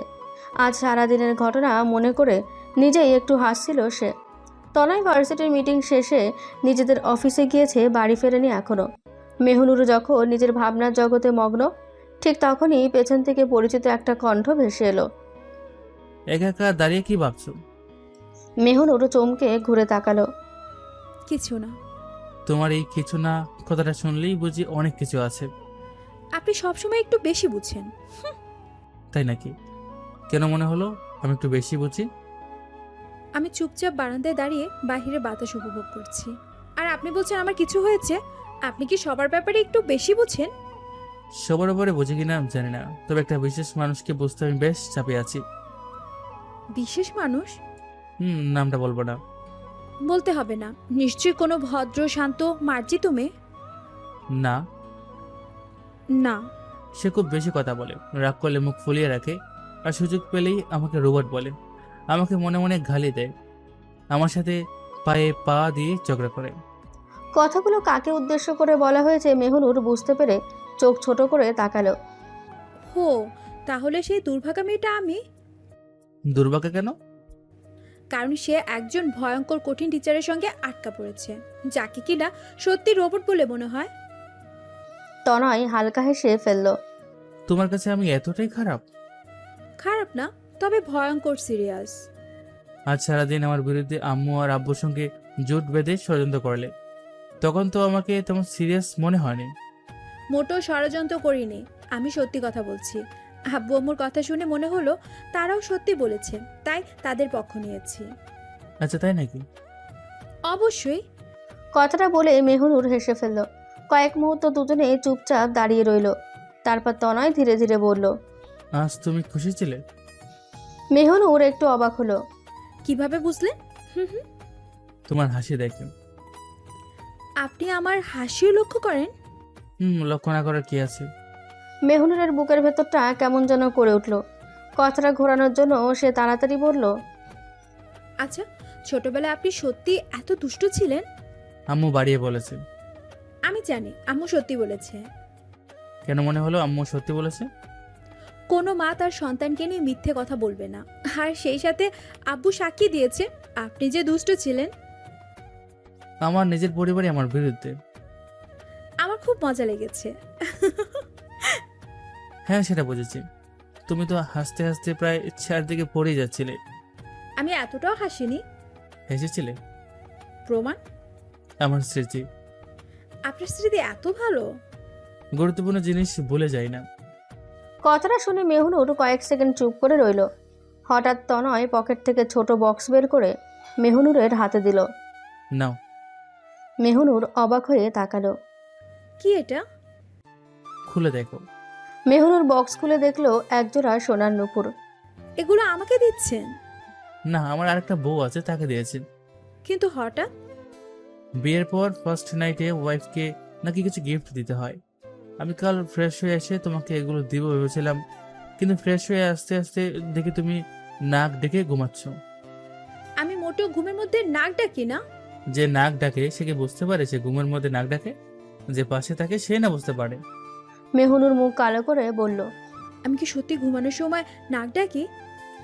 তনয় হো হো করে হেসে ওঠে। বোকা মেয়ে, মন খারাপ করছো কেন? আমি তো মজা করছিলাম। রুমে চলো, কাজ আছে। তনয় মেহনুরের হাত ধরে ওকে বারান্দা থেকে রুমে নিয়ে গেল। বিছানার উপর পা ঝুলিয়ে বসালো। মেহনুর চুপচাপ তনয়ের সকল কার্যক্রম দেখতে থাকলো। তনয় মেহনুরের পায়ের সামনে বসে পড়ল। তারপর মেহনুরের হাতে থাকা নুপুরের বক্স থেকে একটা নুপুর হাতে নিল। অন্য হাত দিয়ে মেহনুরের পা ধরতে নিলেই মেহনুর আতঙ্কে উঠে পড়ল। কি করছেন কি আপনি? আপনি আমার পা ধরেছেন কেন? আপনি আমার বয়সে বড়, তার উপর টিচার। আপনি আমার পা ধরলে আমার গুনাহ হবে। সব সম্পর্ক এখন বাদ। এখন আমাদের মধ্যে একটা সম্পর্ক, স্বামী স্ত্রীর সম্পর্ক। কোনো স্বামী তার স্ত্রীর পা ধরলে স্ত্রীর গুনাহ হবে, এমন কিছু তো কখনো শুনিনি। তনয়ের কথার প্রেক্ষিতে মেহনুর আর কিছু বলতে পারল না। তনয় মেহনুরের একটা পা টেনে নিজের হাঁটুর উপর উঠিয়ে খুব যত্ন সহকারে মেহনুরের পায়ে নুপুরটা পরিয়ে দিল। একই ভঙ্গিতে অন্য পায়ে নুপুর পরিয়ে দিয়ে বিজয়ের হাসি মুখে টেনে উঠে দাঁড়ালো। তারপর মেহনুরের দিকে তাকিয়ে বলল। কখনো যেন এই নুপুরগুলো পা থেকে খুলতে না দেখি। মেহনুর মাথা ঝাঁকিয়ে সম্মতি দিল, যার অর্থ সে কখনো এই নুপুরগুলো তার পা থেকে খুলবে না। গভীর রাত, নির্ঘুম এক রাত পার করছে মেহনুর। বারবার চোখ বন্ধ করেও ঘুম তার ধরা দিচ্ছে না। তার পাশেই নিশ্চিন্তে ঘুমিয়ে আছে তনয়। যদিও তনয় তার থেকে যথেষ্ট দূরত্ব বজায় রেখে শুয়েছে, তবুও মেহনুরের ভেতরে এক অদ্ভুত অস্বস্তি কাজ করছে। গতকাল সারাদিনের ক্লান্তিতে তনয় ঘরে আসার আগেই ঘুমিয়ে পড়েছিল সে। সকালে ঘুম ভাঙার পরও পাশে তনয়কে দেখেনি, তাই তখন তেমন কোনো অস্বস্তিও অনুভব করেনি। কিন্তু আজ পরিস্থিতি ভিন্ন। একই ঘরে একই বিছানায় তনয়ের উপস্থিতি তাকে বারবার সচেতন করে তুলেছে। অকারণে বুকের ভেতরটা কেমন অস্থির লাগছে তার। ঘরের নিস্তব্ধতা, দেওয়ালে ঝুলে থাকা ঘড়ির টিকটেক শব্দ, আর পাশে ঘুমিয়ে থাকা তনয়ের শান্ত মুখ, সবকিছু মিলিয়ে মেহনুরের চোখে যেন আর ঘুমের দেখা নেই। যতই নিজেকে স্বাভাবিক করার চেষ্টা করছে, ততই অজানা এক অনুভূতি তাকে ঘিরে ধরেছে। ফলে কোনোভাবেই ঘুমাতে পারছে না সে। গভীর রাত, পুরো ঘর নিস্তব্ধ। জানালার ফাঁক দিয়ে চাঁদের ম্লান আলো এসে বিছানার একপাশে পড়ে আছে। মেহুনুর অনেকক্ষণ ধরে চোখ বন্ধ করে শুয়ে আছে, কিন্তু কিছুতেই ঘুম আসছে না। যতবার চোখ বন্ধ করছে ততবারই দিনের বিভিন্ন ঘটনা মনে পড়ে যাচ্ছে। সকালের নাস্তার টেবিল, তানিয়া চৌধুরীর আদর, তৌফিক চৌধুরীর মজার কথা, আর সন্ধ্যায় তনয়ের দেওয়া নূপুর। সবকিছু মিলিয়ে তার ভেতরে এক অদ্ভুত অনুভূতি কাজ করছে। হে আল্লাহ, আমি ঘুমাতে পারছি না কেন? উনি তো কিছুই করছেন না, নিজের মতো ঘুমিয়ে আছেন, তাহলে আমার এত অস্বস্তি লাগছে কেন? পাশ ফিরে তনয়ের দিকে তাকালেও সে, তনয় গভীর ঘুমে আচ্ছন্ন। মুখে সেই পরিচিত গম্ভীর ভাব নেই। ঘুমন্ত অবস্থায় তাকে অনেক শান্ত আর মায়াবী লাগছে। মেহুনুর কিছুক্ষণ তাকিয়ে থেকে দ্রুত চোখ সরিয়ে নিল। না না, আমি ওনার দিকে তাকিয়ে আছি কেন? কথাটা ভেবে নিজের ওপর বিরক্ত হয়ে অন্যদিকে মুখ ফিরিয়ে নিল সে। কিন্তু ঠিক তখনই তনয় ঘুমের মধ্যেই একটু নড়ে চড়ে উঠল। প্রথমে মেহুনুর তেমন গুরুত্ব দিল না, কিন্তু পরের মুহূর্তে সে অনুভব করলো কেউ তার হাত চেপে ধরেছে। চমকে উঠে তাকাতেই দেখলো তনয় ঘুমের ঘোরে তার কবজিটা ধরে ফেলেছে। স্যার। কোনো সাড়া নেই। তনয় তখনও গভীর ঘুমে। মেহুনুর ধীরে ধীরে নিজের হাত ছাড়ানোর চেষ্টা করলো, কিন্তু ঠিক তখনই অপ্রত্যাশিত একটা ঘটনা ঘটল। ঘুমের মধ্যে তনয়টাকে একটানে কাছে নিজের বুকের সাথে চেপে ধরল। এতটাই হঠাৎ করে যে মেহুনুর অপ্রস্তুতি ছিল না। এক মুহূর্তের জন্য সে নিজের অবস্থান বদলে তনয়ের একদম কাছাকাছি চলে এলো। হে আল্লাহ! তার বুক ধরফর করতে শুরু করলো। মনে হচ্ছে শব্দটা পুরো ঘরে শোনা যাচ্ছে। তনয়ের হাত এখনো তার পেটের উপর রাখা, আর তনয় নিশ্চিন্তে ঘুমিয়ে আছে, যেন কিছুই হয়নি। এই লোকটা কি ঘুমের মধ্যেও আমাকে জ্বালানো বন্ধ করবে না? সে আবার ধীরে ধীরে সরে যাওয়ার চেষ্টা করল, কিন্তু তখনই তনয় ঘুমের মধ্যে অস্পষ্ট স্বরে কিছু একটা বলল। এত নড়াচড়া করো কেন? মেহুনুর জমে গেল, চোখ দুটো বিস্ময়ে বড় বড় হয়ে গেল। আমি নাড়াচাড়া করছি, আপনি আমাকে টেনে এনেছেন। অবশ্য সেই অভিযোগ শোনার মতন অবস্থায় তনয় নেই। সে এখনো ঘুমাচ্ছে। কয়েক সেকেন্ড পর আবার বিড়বিড় করে উঠল। চুপচাপ থাকো। এবার মেহুনুরের মনে হলো সে লজ্জায় মাটির সঙ্গে মিশে যাবে। লোকটা জেগে থাকলে সবসময় কঠিন, গম্ভীর, রোবটের মতো আচরণ করে, আর ঘুমিয়ে গেলে এমন সব কথা বলে। কাল সকালে ওনাকে এসব বললে উনি নিজেই বিশ্বাস করবেন না। কয়েক মুহূর্ত পর সে লক্ষ্য করলো তনয়ের মুখে একদম শিশুসুলভ শান্ত ভাব। হঠাৎ তার মনে পড়ল, সারাদিন সবাই বলছিল ছোটবেলায় তনয় নাকি খুব দুষ্ট ছিল। আজ ঘুমন্ত মুখটা দেখে সেই কথাগুলো সত্যি বলেই মনে হচ্ছে।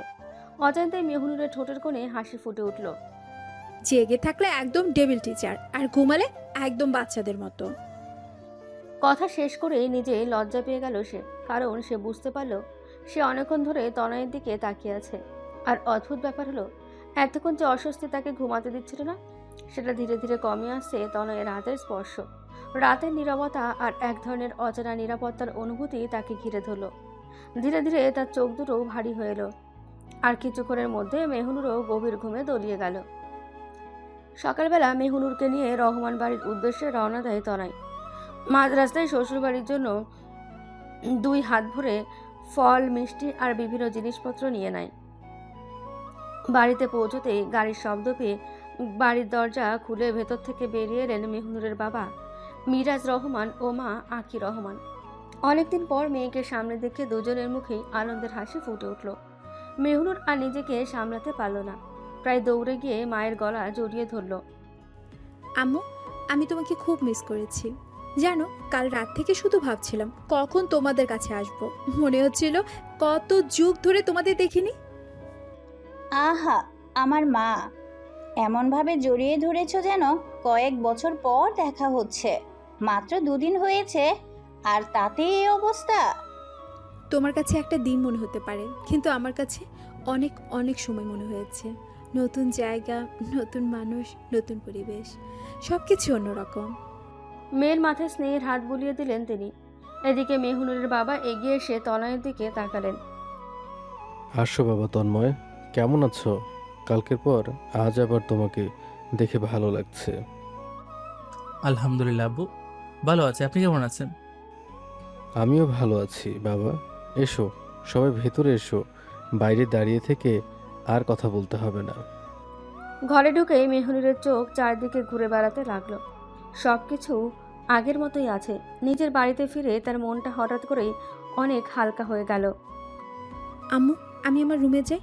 আমার রুমটাকে খুব দেখতে ইচ্ছে করছে। কথা শেষ করে প্রায় দৌড়ে সিঁড়ি বেয়ে ওপরে উঠে গেল সে। ওকে এভাবে ছুটতে দেখে সবাই হেসে ফেলল। দেখলে বাবা, মেয়েটা একটুও বদলায়নি, এখনো ঠিক আগের মতোই আছে। জি আব্বু, বললাইনি তো বটেই। আমার মনে হয় আগের চেয়েও একটু বেশি চঞ্চল হয়েছে। তাই নাকি? জি, সারাদিন কথা বলে, ঝগড়া করে, অভিযোগ করে, আবার কিছুক্ষণ পরে সব ভুলেও যায়। তাহলে বুঝেছি, তুমি ইতিমধ্যেই আমাদের মেয়েকে বেশ ভালোভাবে চিনে ফেলেছো।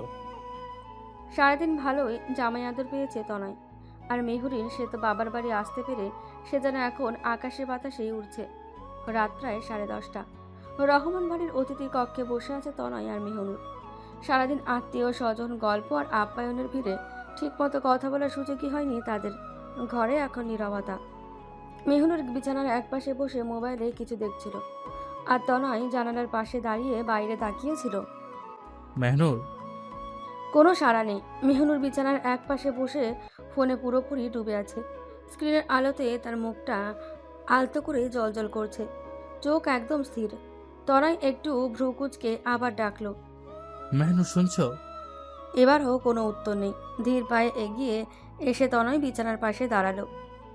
এ তো কি দেখছো যে আমার ডাকও শুনছো না? 1 মিনিট। তনয়ের মুখটা একটু শক্ত হয়ে গেল। সে আর অপেক্ষা করলো না।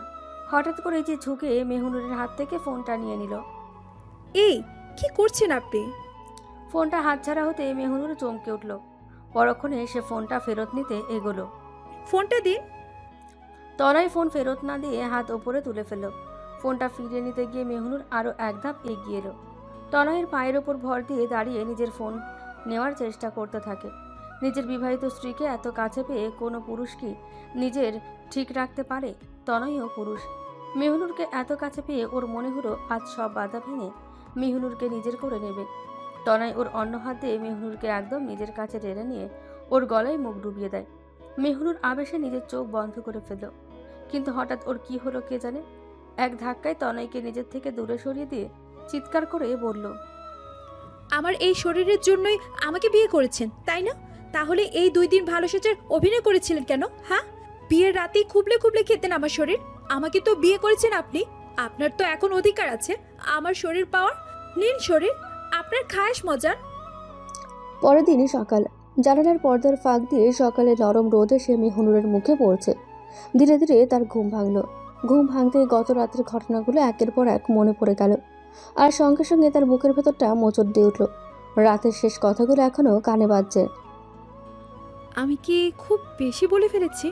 ওনার সাথে ওভাবে কথা বলা উচিত হয়নি। কথাগুলো ভাবতে ভাবতে সে পাশ ফিরল, কিন্তু পরের মুহূর্তেই থমকে গেল। বিছানার অন্য পাশ খালি, তনয় নেই। কাল রাতেও তনয় ওর পাশে ছিল না। মেহনুর এত কিছু বলার পরেও তনয় একটা শব্দ বলেনি, চুপচাপ বারান্দায় চলে গিয়েছিল। রাতে ফুঁসতে ফুঁসতে কখন যে ঘুমিয়ে বলতে পারবে না। পুরো রুম ও বারান্দা ঘুরে দেখলো মেহনুর। পরে ভাবলেও হয়তো ওয়াশরুমে আছে, কিন্তু কিছুক্ষণ অপেক্ষা করেও কোনো শব্দ পেল না। ওয়াশরুমের দরজা খুলে দেখলো তনয় সত্যিই নেই। মেহনুরের বুকের ভেতরটা হঠাৎ ধক করে উঠল। উনি কোথায় গেলেন? আমার কথায় কি এতটাই কষ্ট পেয়েছেন? দ্রুত নিচে নেমে এলো সে। ডাইনিং রুমে গিয়ে দেখলো আখি রহমান রাত্তার টেবিল গুছাচ্ছেন। আম্মু, উনি কোথায়? কে? মানে তন্ময় স্যার। আখি রহমান হালকা অবাক হলেন। ও তো অনেক আগেই চলে গেছে মা। চলে গেছে? হ্যাঁ, সকালে নাকি জরুরি একটা কাজ ছিল, ফজরের পরেই উঠে রেডি হয়ে বেরিয়ে গেছে। আমি তোর কথা জিজ্ঞেস করলাম, বলল ঘুমাচ্ছিস, তাই বিরক্ত করিনি। মেহনুরের মুখটা মুহূর্তেই মলিন হয়ে গেল। সে ধীরে ধীরে চেয়ারে বসে পড়ল। অদ্ভুত এক শূন্যতা অনুভব হচ্ছে।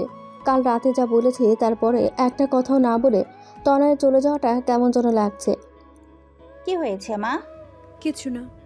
মুখ দেখে তো অন্য কথা মনে হচ্ছে। না আম্মু, কিছু হয়নি।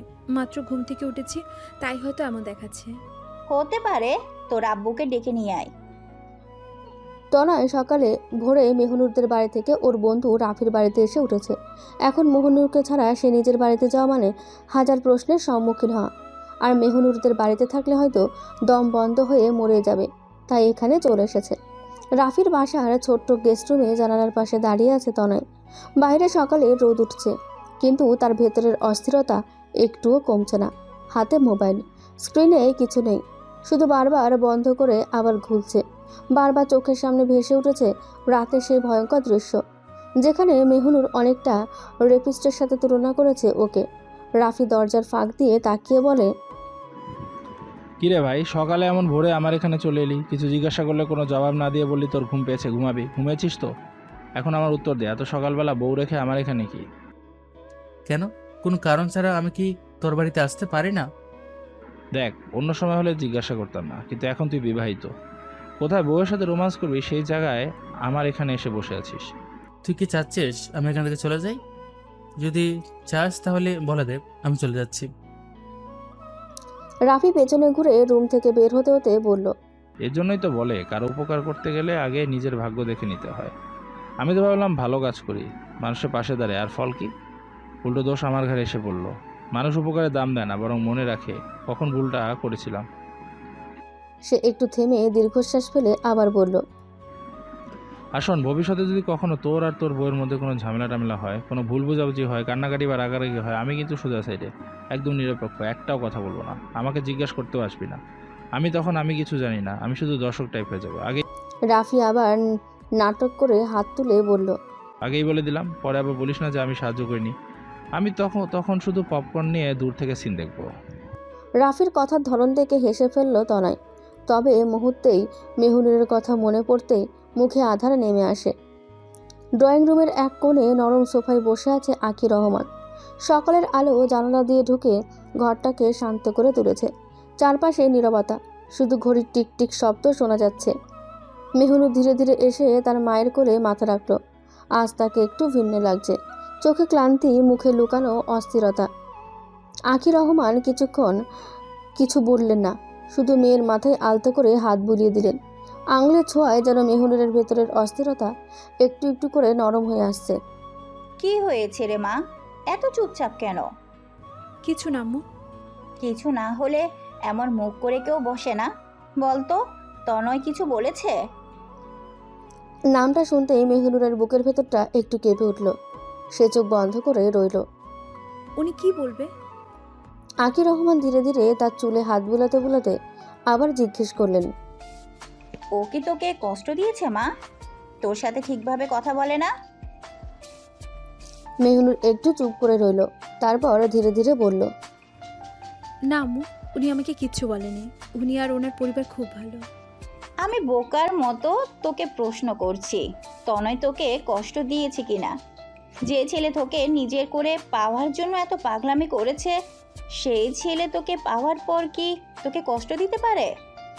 মেহুনুর শোয়া থেকে উঠে বসে অবাক কণ্ঠে তার মাকে বলল। পাগলামি করছেন মানে? আকি রহমান মেয়ের দিকে তাকিয়ে বলল, ও, তোকে তো কিছুই বলা হয়নি।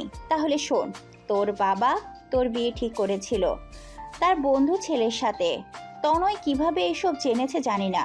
কিছুদিন পর আমাদের বাড়িতে আসে বেআই সাহেব, এসে বলে, ঠিক আছে, এই নতুন তথ্য অনুযায়ী সিনটা ঠিক করে দিচ্ছি, যাতে কোনো পূর্ব পরিচয়ের বিষয় না থাকে এবং গল্পটা লজিক্যাল থাকে। ঘরটা নিস্তব্ধ হয়ে গেল। মেহুনুর মায়ের মুখের দিকে তাকিয়ে আছে, যেন প্রতিটা শব্দ গিলে নিচ্ছে। কি বলেছিল আম্মু? আকি রহমান একটু থেমে আবার বলতে শুরু করলেন। সেদিন দুপুরে মিরাজ রহমানের বাড়ি। ড্রয়িং রুমে বসে আছেন মিরাজ রহমান। হঠাৎ দরজায় নক হলো। বাইরে দাঁড়িয়ে আছেন তৌফিক চৌধুরী, গম্ভীর চেহারা কিন্তু ভদ্র ভঙ্গি। আসসালামু আলাইকুম, আমি তৌফিক চৌধুরী। সরাসরি কথায় আসি, আপনার মেয়ের জন্য আমার ছেলের সাথে একটা সম্বন্ধ প্রস্তাব নিয়ে এসেছি। মিরাজ রহমান একটু অবাক হলেন। সম্পূর্ণ অপরিচিত একজন মানুষ, হঠাৎ করে এমন প্রস্তাব।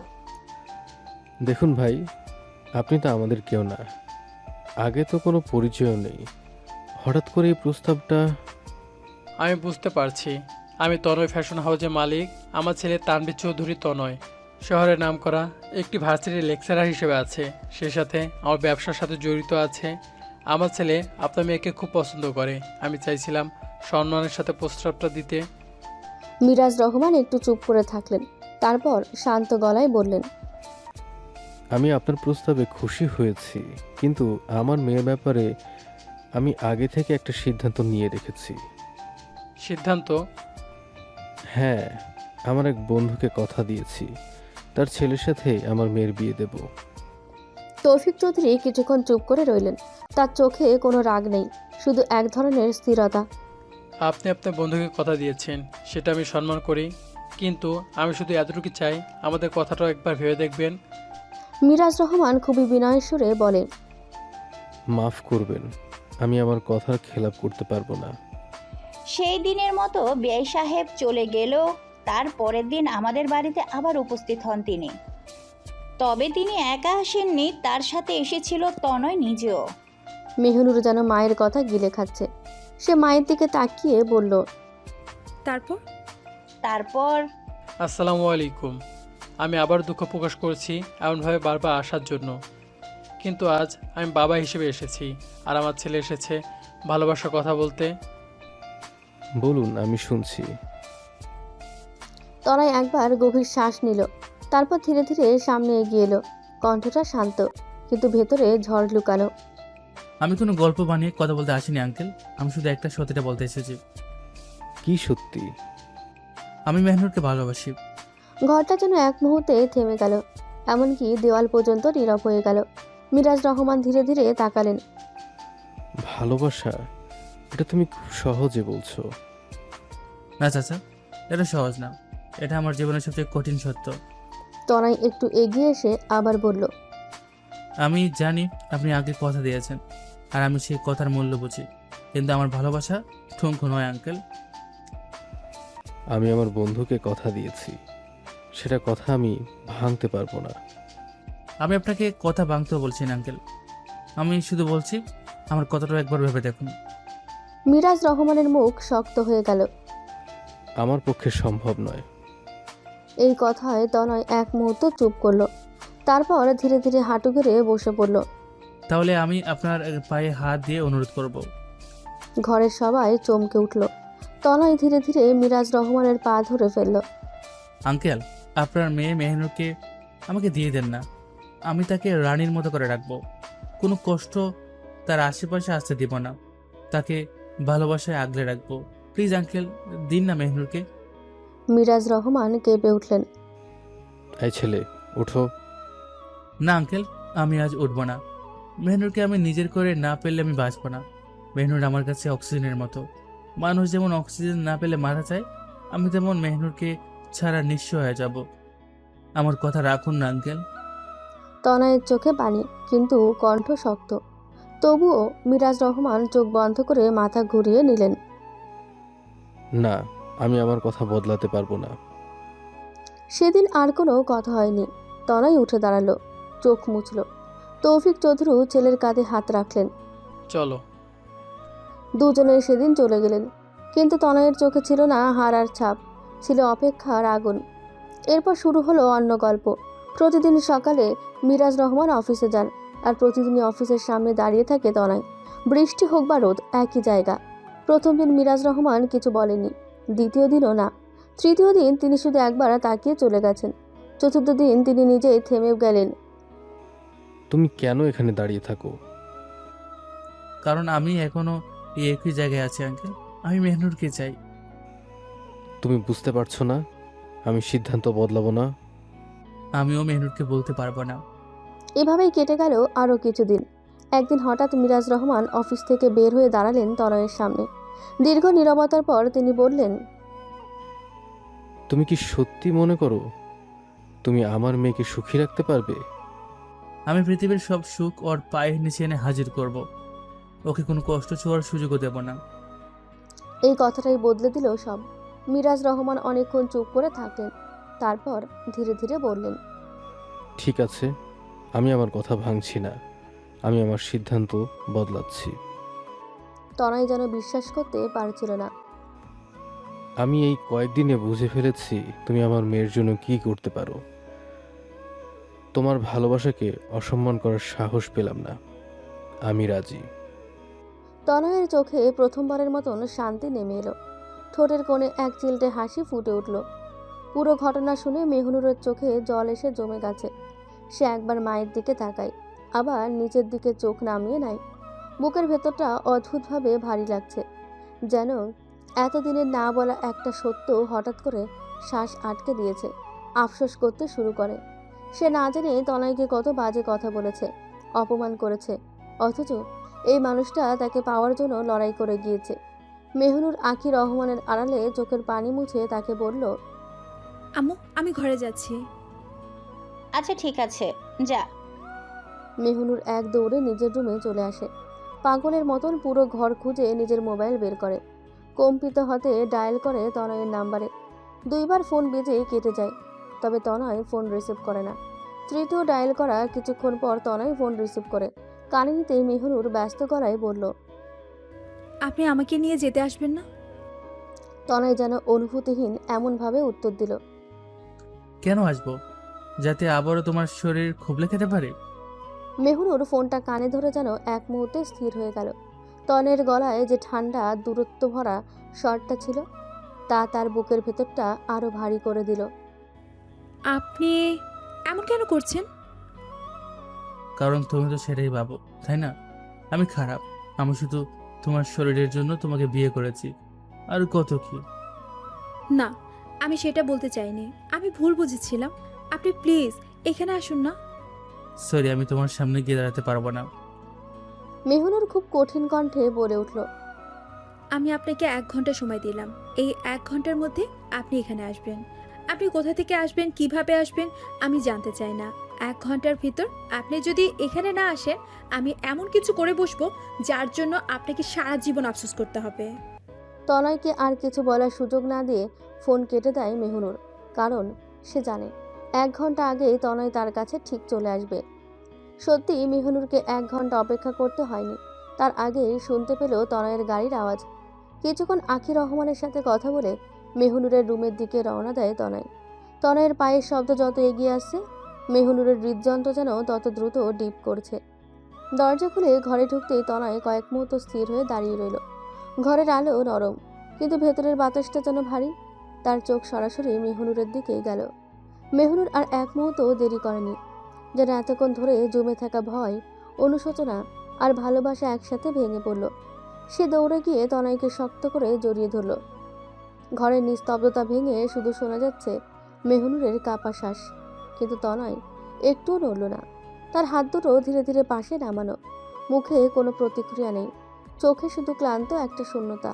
মেহনুর কাঁদতে কাঁদতে বলল, আমি আমি অনেক খারাপ একজন মানুষ। আমি অনেক খারাপ আচরণ করেছি আপনার সাথে, অনেক খারাপ কথা বলেছি। আমি যখন আপনার সাথে এমন আচরণ করেছিলাম, আপনি কিছু বললেন না কেন? হ্যাঁ, আমাকে ধমক দিতেন, দরকার পড়লে আমাকে মারতেন। আপনি কিছু বললেন না কেন? কেন চুপচাপ চলে গেলেন? তনয় মেহনুরকে নিজের থেকে আলাদা করল না, আবার জড়িয়েও ধরল না। শুধু শান্ত গলায় বলল, যাকে ভালোবাসি তাকে আঘাত করলে অথবা তার উপর চিৎকার করে তার থেকে বেশি কষ্ট আমি পাবো। আর আমি তোমার বাবাকে কথা দিয়েছি তার মেয়েকে রানীর মতো করে রাখবো। তোমাকে কখনো কোনো কষ্ট স্পর্শ করুক সেটা আমি হতে দিব না। আর সে আমি তোমাকে আঘাত করব, কিভাবে ভাবলে? তনয়ের কথাটা শেষ হতেই ঘরের বাতাসটা যেন আরো ভারী হয়ে গেল। মেহনুর চোখ মুছতে মুছতে তার দিকে তাকিয়ে আছে, কিন্তু তনয়ের মুখে এখনো সেই একই শূন্যতা, না রাগ না অভিমান, শুধু ক্লান্ত একটা নীরবতা। তাহলে আপনি এমনভাবে দূরে সরে যাচ্ছেন কেন? আমার দিকে তাকাচ্ছেন না কেন? তনয় একটু থামলো, জানালার দিকে তাকিয়ে ধীরে বলল, কারণ আমি ভয় পাই মেহরু। আমি যদি আমার তোমার কাছে দুর্বল হয়ে যাই তাহলে আবার সব শেষ হয়ে যাবে। আমি কি সত্যি এতটা খারাপ? না, তুমি খারাপ না, কিন্তু আমি ভুলটা করে ফেলেছিলাম। নিজেকে তোমার সব কিছুতে জড়িয়ে ফেলেছি। তোমাকে বিয়ে করার আগে তোমার মতামত জানতে চাই। তুমি আমাকে বিয়ে করতে রাজি নাও থাকতে পারো, সেটা একবারও ভাবিনি। এই কথাটা শুনে মেহনুরের বুকটা কেঁপে উঠল। সে ধীরে ধীরে এক পা এগিয়ে গেল। আপনি কি আমাকে ছেড়ে যেতে চান? তনয় এবার প্রথমবার তার দিকে তাকালো, চোখে গভীর একটা চাপা কষ্ট। আমি তোমাকে ছেড়ে দিতে চাইনি কখনো। আবার আমি নিজেকেও হারাতে চাইও না। তোমার কথা শুনে একসময় নিজের ভালোবাসার উপর আমার ঘৃণা চলে আসবে। আমি চাই না আমার ভালোবাসা অপমানিত হয়, তা দূরে থাকাই ভালো। আমি বরং তোমাকে দূর থেকে ভালোবাসবো। ঘরের ভেতর কিছুক্ষণ কেউ কিছু বলল না, শুধু দেওয়াল ঘড়ির টিকটিক শব্দটা আরো জোরে শোনা যাচ্ছে। হঠাৎ মেহনুর নিচু স্বরে বলল, আমি যদি বলি আমি ভুল করেছি, আমি সব ঠিক করতে চাই। তনয়ের চোখ একটু কাঁপলো, কিন্তু সে নিজের অনুভূতি লুকানোর চেষ্টা করলো। সব ঠিক করা এত সহজ না মেহনুর। আমি সহজ করতে বলছি না, আমি শুধু চাই আপনি আমাকে আর একবার সুযোগ দিন। জোর করে এই সম্পর্ক টিকিয়ে রাখার চেষ্টা করা দরকার নেই মেহনুর। আমি আমার ভুল স্বীকার করছি। আমার উচিত হয়নি তোমার মত না নিয়ে তোমাকে বিয়ে করা। মেহনুর থমকে গেল, যেন কথাটা সরাসরি তার বুকের ভেতরে সে আঘাত করলো। আমি জোর করে রাখছি, আমি তো শুধু আমি তো আপনাকে ঠিক করতে চাই। সব ঠিক করতে হয় না, কিছু জিনিস ভেঙে গেলে জোড়া লাগালেও দাগ থেকে যায়। তনয় একটু থামলো, চোখ নামিয়ে নিল। আমি থাকলে তুমি অস্বস্তি অনুভব করবে, আমি সেটা চাই না। তুমি তোমার বাড়িতে থাকো, আমি বাড়িতে ঠিক ম্যানেজ করে নেব। এই কথাটা শেষ করেই তনয় দরজার দিকে এগিয়ে গেল।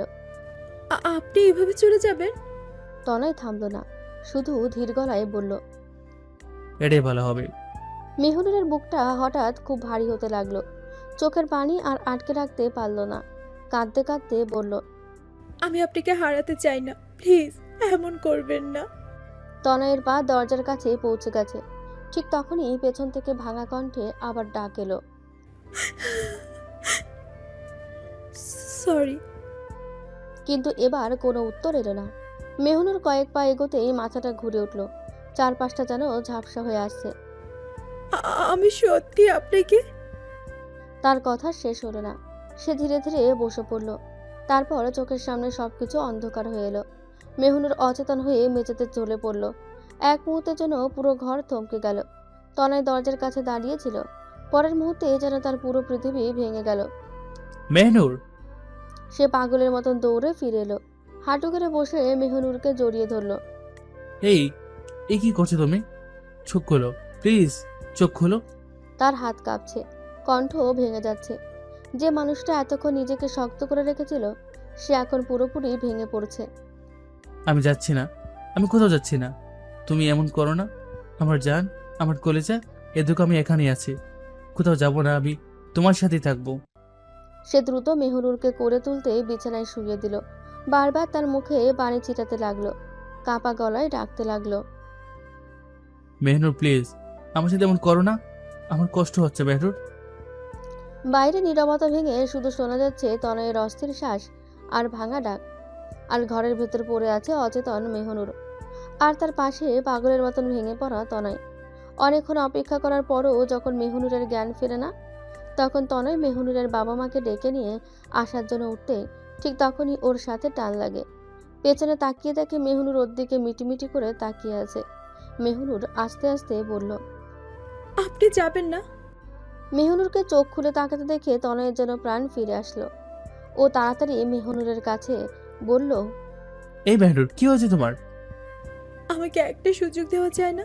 আমি আপনাকে ভালোবাসতে চাই, আপনার সাথে সুখে সংসার করতে চাই। আমাকে ফিরিয়ে দিবেন না প্লিজ। ঘরের ভেতর তখনও ভারী একটা নিস্তব্ধতা ঝুলে আছে। জানালার ফাঁক দিয়ে হালকা বাতাস এসে পর্দাটা ধীরে ধীরে দুলিয়ে দিচ্ছে। সেই দোলনার মতোই দুলছে তনয়ের ভেতরের অনুভূতিও। অস্থির থমকে যাওয়া, আবার ভেঙে জোড়া লাগার চেষ্টা করা। তনয় কয়েক মুহূর্ত কিছুই বলতে পারল না, মেহনুরের দিকে তাকিয়ে আছে। এই মেয়েটা যে কিছুক্ষণ আগেও তার থেকে দূরে যেতে চাইছিল, এখন আবার তাকে আঁকড়ে ধরতে চাইছে। তুমি সত্যি বলছো? মেহনুর চোখে পানি জমে থাকা অবস্থায় মাথা নাড়ল। আমি আর ভুল করতে চাই না, আমি বুঝতে পেরেছি আমি আপনাকে কষ্ট দিয়েছি, কিন্তু আমি ঠিক করতে চাই সব কিছু। তনয়ের চোখে এক মুহূর্তের জন্য দুর্বলতা দেখা দিল, কিন্তু পরের মুহূর্তে সে মুখ ঘুরিয়ে নিল, যেন নিজের ভেতরে ঝড়টা লুকাতে চায়। মেহনুর, ভালোবাসা শুধু কথাই হয় না। মেহনুর ধীরে উঠে বসে, কণ্ঠ কাঁপছে। আমি জানি, আমি শিখতে চাই, আপনার সাথে থেকে আমি শিখতে চাই। তনয় এবার আর চুপ থাকতে পারল না, হালকা কাপা গলায় বলল, আর যদি আবার ভুল বুঝো? আমি আর কখনো আপনাকে ভুলভাবে দেখব না। আমি প্রতিটা কথা বোঝার চেষ্টা করব। শুধু আমাকে একবার একটা সুযোগ দিবেন তো? তনয় মেহনুরের হাত ধরে বলল, তোমাকে প্রত্যাখ্যান করার ক্ষমতা আমার মধ্যে নেই মেহনুর। তুমি যেভাবে চাও সব সেইভাবেই হবে। তনয়ের কথায় মেহনুরের মুখে হাসি ফুটে ওঠে। সে শোয়া থেকে উঠে বসে তনয়ের বুকে মাথা রেখে নিশ্চিন্তে চোখ বন্ধ করে অনেক কথা জিজ্ঞেস করতে থাকলো। তনয় মেহনুরের মাথায় হাত বুলিয়ে দিতে দিতে সেসব কথার উত্তর দিতে থাকলো। দেখতে দেখতে কেটে গেল 1 মাস। মেহনুর ও তনয় ভার্সিটিতে যাওয়া শুরু করে ওই বাড়ি থেকে ফিরে আসার পরদিন থেকেই। ওরা একসাথে ভার্সিটিতে যাওয়ার জন্য বের হলো মেহনুর ভার্সিটি থেকে একটু দূরের রাস্তায় নেমে। মেহনুর জানিয়েছে এখন যদি তাদের বিয়ে সম্পর্কে কেউ জানে তাহলে তনয়ের অসম্মান হবে, সেটা সে কোনোভাবেই চায় না। তনয় মেহনুরের সাথে মন খুলে কথা বললেও তাকে ছোঁয় না। স্বামী স্ত্রীর মাঝে যে গভীর সম্পর্ক সেটা এখনও স্থাপন হয়নি তাদের মধ্যে। সে বুঝতে পেরেছে তনয় মুখে যতই সেদিনের ঘটনা সে ভুলে গিয়েছে, কিন্তু আসলে ভোলেনি। তাই তো সে মেহনুরের কাছে আসে না। মেহনুর মনে ফোন দিয়ে আটতে থাকে, আজ এটার একটা হেস্তনেস্ত করবেই। রাত 10টা। ঘরের ভেতর অদ্ভুত এক নিস্তব্ধতা। জানলার পর্দা একটু নড়ে উঠলেও বাতাস নেই, যেন পুরো রুমটায় নিঃশ্বাস আটকে আছে। তনয় দরজা বন্ধ করে ভেতরে ঢুকতেই থমকে গেল। রুম খালি, বিছানা ঠিকঠাক করা, টেবিল গুছানো, কিন্তু মেহনুরের কোনো চিহ্ন নেই। তনয়ের ভেতরটা এক মুহূর্তেই ঠান্ডা হয়ে গেল। ও আস্তে আস্তে ডেকে ওঠে। মেহনুর। তনয় ডাক দেওয়ার কিছুক্ষণ পরেই ওয়াশরুম থেকে মেহনুর বলে ওঠে, আমি এখানে ওয়াশরুমে। তনয়ের বুকের ভেতরে জমে থাকা অস্থিরতাটা ধীরে ধীরে একটু স্বাভাবিক হলো। সে বিছানার ধারে বসে রইল, চোখটা দরজার দিকে। ভেতরে ঠিক আছে তো? কিছুক্ষণ কোনো উত্তর এলো না। তারপর ভেতর থেকে আবার শোনা গেল, হ্যাঁ, একটু অপেক্ষা করুন। তনয় ভ্রু কুঁচকে গেল। অপেক্ষা শব্দটা শুনে তার সন্দেহ হলো, কিন্তু সে আর কিছু বলল না। রুমটা আবার চুপচাপ হয়ে গেল, শুধু ঘড়ির টিকটিক শব্দ আর মাঝে মাঝে জানালার পর্দা নড়াচড়া। ঠিক তখনই ওয়াশরুমের দরজা একটু কুকিয়ে খুলল। তনয় মাথা তুলে তাকালো। সামনে যা দেখলো তাতে তার নিঃশ্বাস বন্ধ হয়ে যাওয়ার উপক্রম। হার্টবিট এত জোরে লাফাচ্ছে, মনে হচ্ছে এখনই বেরিয়ে আসবে। মেহনুর একটা লাল জর্জের শাড়ি পরেছে, মুখে হালকা মেকআপ, ঠোঁটে লাল লিপস্টিক। সেটা সমস্যা না, সমস্যা হলো মেহনুর এই শাড়ির সাথে ব্যাকলেস ও সিভলেস ব্লাউজ পরেছে। শাড়ির আঁচল কাঁধের ওপর ভাঁজ করে রাখা, যার জন্য মেহনুরের শরীরের অংশ অনেকটাই অনাবৃত। তার উপর মেহনুর ওয়াশরুমের দরজার হেলান দিয়ে খুব আবেদনময়ী ভঙ্গিতে দাঁড়িয়ে আছে। তনয় এসির ঠান্ডার মধ্যেও ঘেমে একাকার হয়ে গিয়েছে।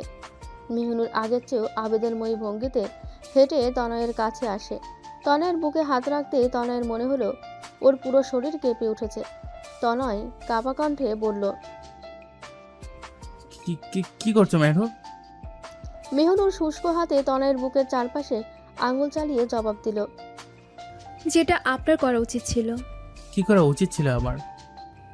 আমাকে কাছে টেনে নেওয়া, আমাকে গভীরভাবে ছোঁয়া। আমি চাইলেও সেটা পারি না, আমার বিবেকে বাদে।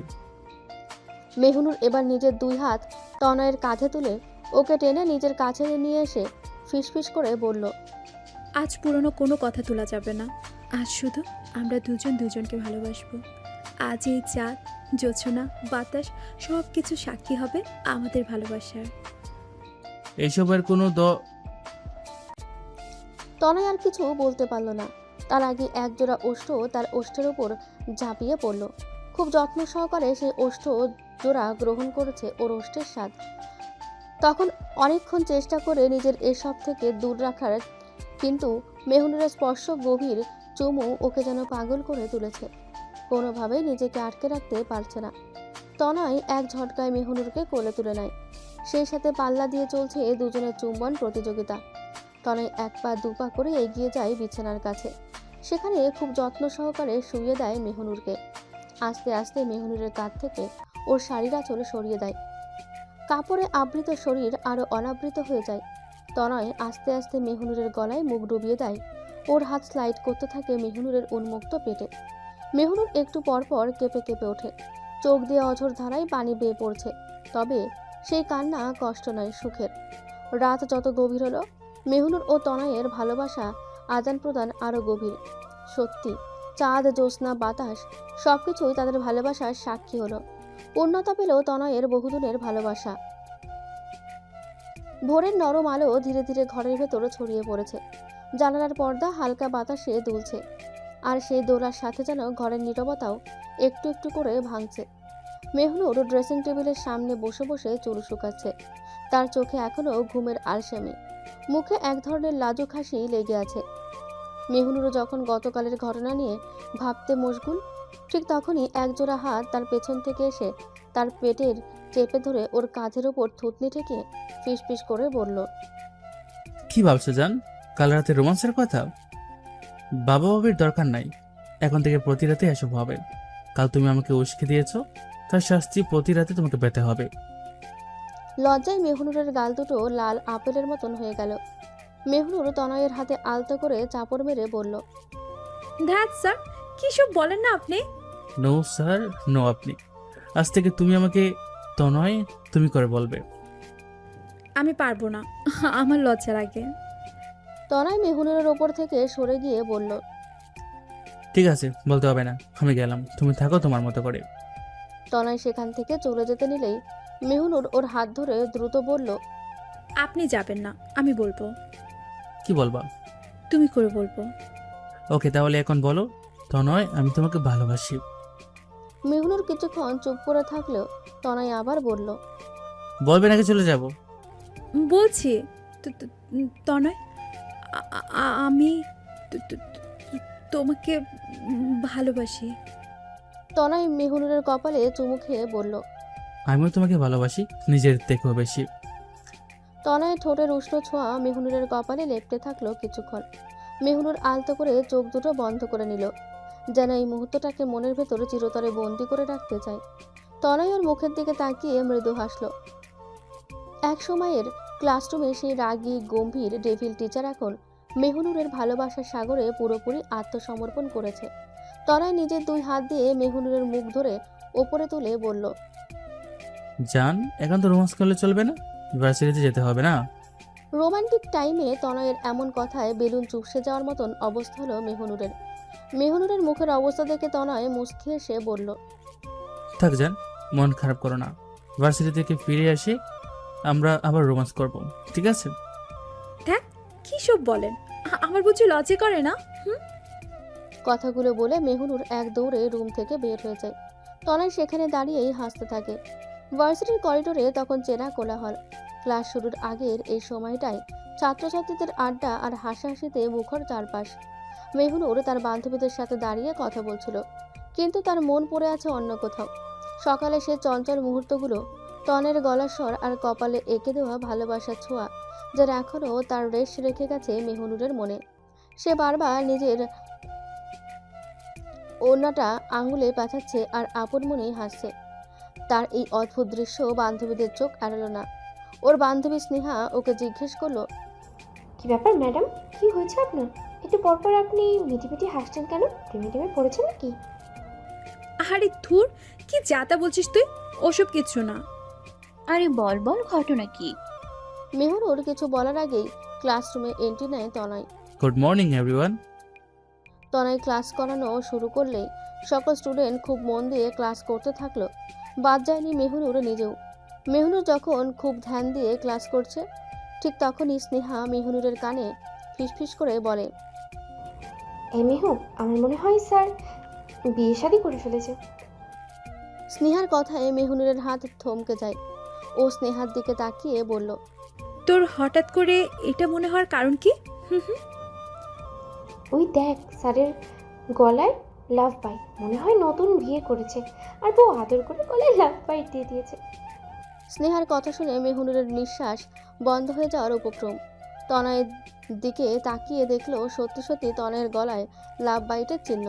মেহনুর মনে মনে বলল, ইন্না লিল্লাহ, এটা কি হলো? কখনই বা হলো? উনি কি এটা দেখতে পায়নি? এই জিনিস এভাবে উন্মুক্ত রেখে ঘুরছে, আর সব মান সম্মান শেষ করে দিবে মনে হয়। তবে মুখে স্নেহাকে ধমক দিয়ে বলল, গলায় লাল চিহ্ন দেখলেই তোর লাভ বাইট মনে হয়? হ্যাঁ, অন্য কারণেও তো এই চিহ্ন পড়তে পারে। আমি 200% শিওর এটা লাভ বাই। মেহনুর এবার স্নেহাকে ধমক দিয়ে বলল, একদম চুপ, সারাক্ষণ আলতু ফালতু কথা। নিজেও মন দিয়ে ক্লাস করছিস না, আমাকেও করতে দিচ্ছিস না। আর একটা কথা বলে আমি স্যারের কাছে রিপোর্ট করব, বলে দিলাম।